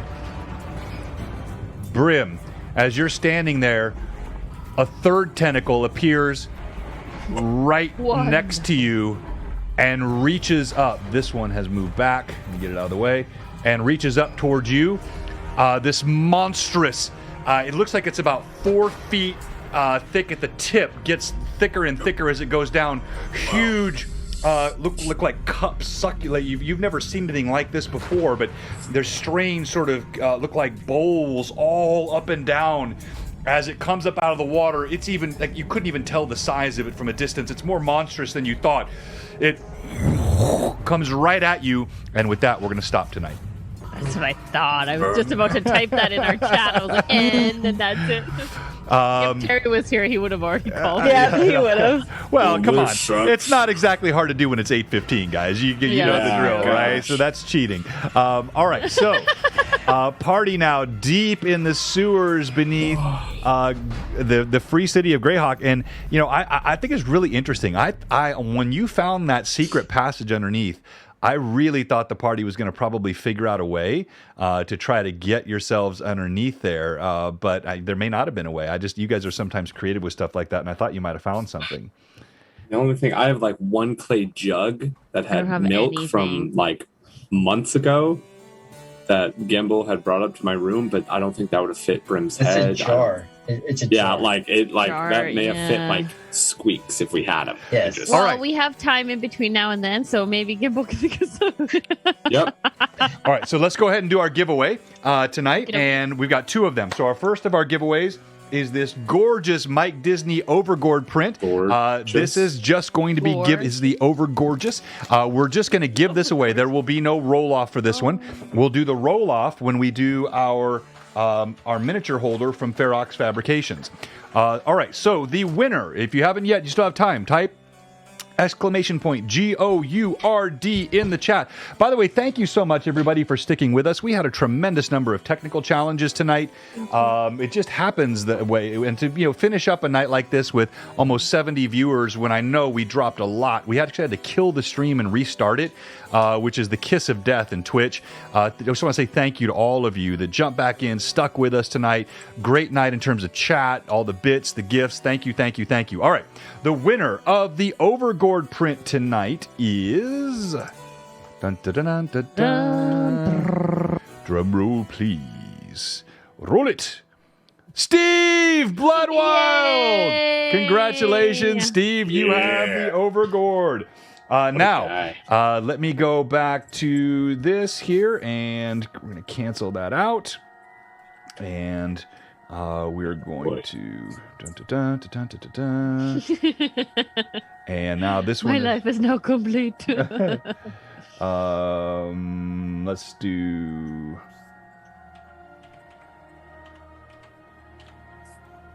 Okay.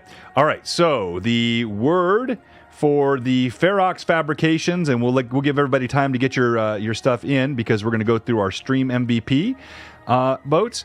But it is for this mini holder. This is the Ferox Fabrications custom blue box mini holder. This guy right here, laser engraved logo, comes with 3 of these detachable magnetic bases for your miniatures. So cool.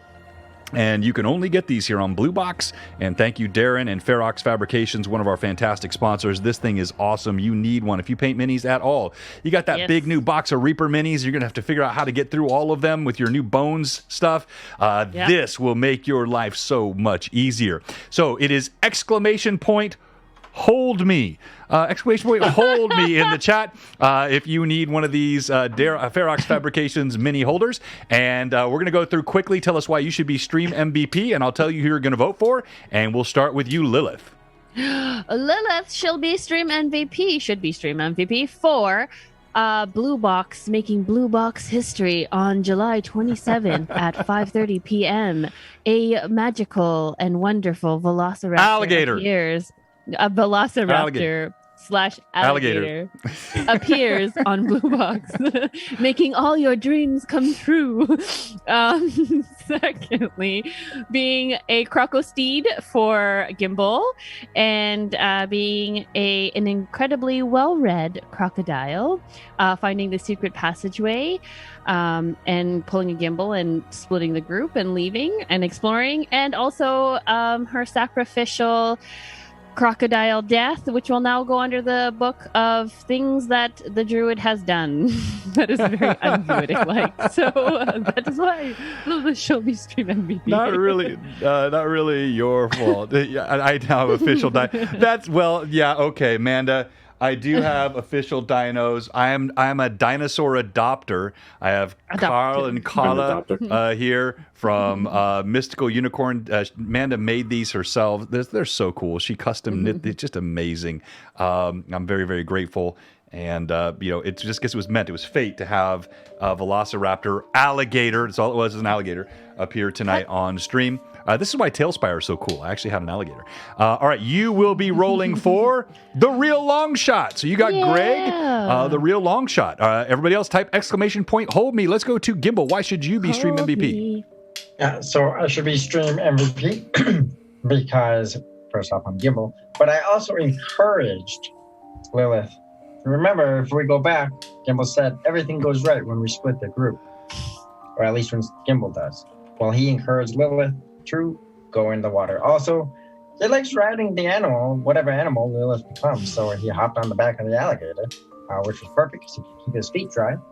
And also shot the zombie in the face with a flare. So that was pretty cool. Yep. And that's why Gimbal should be. And he found the handholds to get up. He did. Gimbal found two paths. I rolled a nat 20 on your perception check on that one, by the way. Yes. In fact, originally in my plan there were no handholds, but I rolled a nat 20, so I decided there are handholds. You found them. Magic. All right. So you are rolling for 2000 Caesar. Let's go, Caesar. All right. Tell us why Elandra, and we'll just do Elandra, not Rin, although you crushed Rin. That was really well done. In fact, again, I mean, Terry, you can hang out for a while longer on vacation. No, I'm just kidding. We missed you a lot, Terry. I felt like Terry was here. Yeah, we really did. But we missed you. All right. So tell us why Elandra should be stream MVP. Well, Elandra should be stream MVP because she was the scout for all of the roads ahead, every way we went tonight, making sure that paths were safe and clear, and making sure that everyone knew kind of what she was finding as she went, so that the party could, make decisions collectively with that. She and Phineas destroyed the rust monsters with the two of them, with the crit and with just Phineas being Phineas. And then her little bonding moment with Lilith tonight over teeth. Yes. Oh, I forgot about And just the fact that, apparently Lilith and Elandra have found something in common, and that she actually doesn't feel afraid to talk about. She's like, "Oh, but this is something cool." No, you knew that was a matter of time. And by the way, if you're a regular Blue Box viewer, I think there's a special shout out. No, you cannot vote for Carl.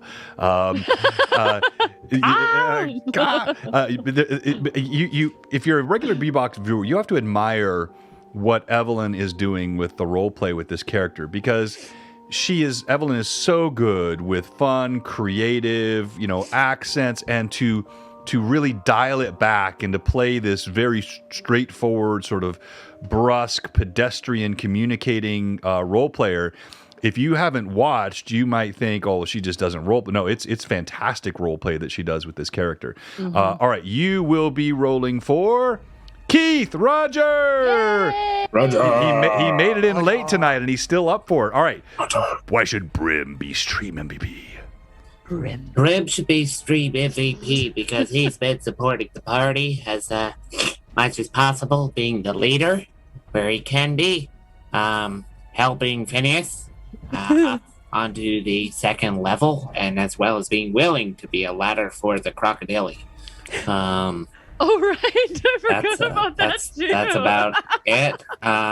Brim was able to be hit by a tentacle here soon enough, but did you mention ripping open the grate? I wasn't listening. Oh yes, ripping open the grate. He did the amazing sexy deadlift where his glutes were absolutely perfectly defined as he pulled that metal grate upward. It was a great moment for Brim. You also helped make an alligator ramp. Yeah, that's what I said. What he I missed that yeah. part. Okay, all right. So you will be rolling for Phantom NJ. All right, let's put the poll up for Stream MVP, and we're going to go around and we're going to roll. And so, you know what? Actually, let's do a fifth person. I will roll on behalf of Rin, because we should have 5 opportunities. And so the fifth is Motivated Jackal, also a sub. All right, so I'm going to roll for Motivated Jackal. And let's go around. Tell us who you're voting for. Give us your roll. And you can vote for Stream MVP. By the way, if you guys have suggestions on who I should raid, please drop them in the chat. All right, start us off. Vivi. I am rolling for the real long shot. Let's go, Greg. 14. 14. All right, that's not bad at all. That could win it. And let's go to you, Gimbal. Tell us who you're rolling for. I'm rolling for 2000 Caesar. All right. Yeah. 1 or 2? He is a sub. Mm-hmm. Yeah, he's a sub. Always on. Thank you so much. 11. Oh. 11. Oh, let's go, so the real long shot. Close, so close, so close. All right, let's go to you, Evelyn. All right, I have Roger. Okay. Here we go, Keith. 16. Ooh, a 16. That puts him nice. in the lead. All right, now let's go to you, Brim. Here we go, Phantom NJ. Vote for Stream MVP. Vote for Stream MVP. Vote for Stream MVP. That is a 6 and a 9. Okay, so Keith is still in the lead. Nice. Now I have Motivated Jackal. And he is a sub. Right? That's what I said. Yeah, he is a sub. And, whoops, 1 rolled out. I'm sorry. Roll that one again. And that is an 18! Motivated Jackal! Congratulations! It is good to have the DM roll for you. Yeah, Motivated Jackal, pop in our Discord. If you're, I think he is in our Discord. I can't remember. We'll pop the Discord creds in there. Already in there. Yeah, of course they are. Jump in there and send me all your information. I don't think you've won before. I don't see you on my list, unless if it was a digital giveaway, like an email or a code or something. I sometimes don't save those in the spreadsheet, but only the mailing addresses. But congratulations on that. And still time to vote for the Stream MVP. It is a runaway tonight. Yeah. Oh my goodness. I think Brim's about to win. What a stomping. Did anyone suggest a raid that we should do?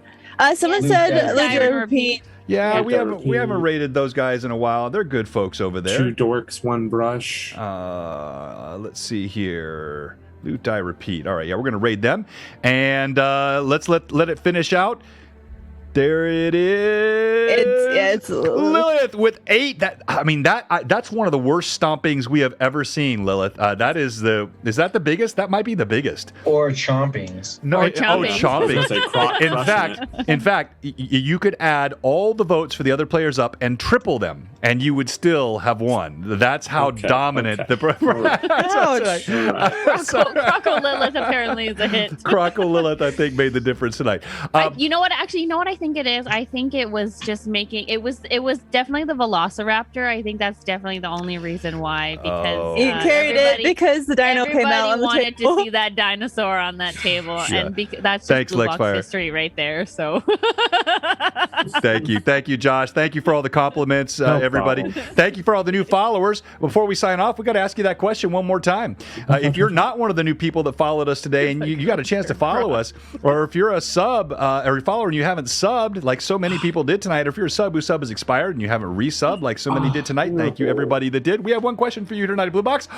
What are you doing? Thank you very much for all the support. We love you to death. And great, we had people from Brazil that joined us tonight. We had a lot of Canadian chat. Johnny Ree was with us for a while from the Netherlands, the CEO of Tailspire. Just really, really great to see all these folks in. And then a lot of folks right here from America that were with us tonight and really support the stream. We love all of you. And so we're going to raid Loot Die Repeat in 9, 8, 7, 6, 5. We'll be back tomorrow night with a special Lore Masters Arcade and World Building with Evelyn. Right now with 49 viewers.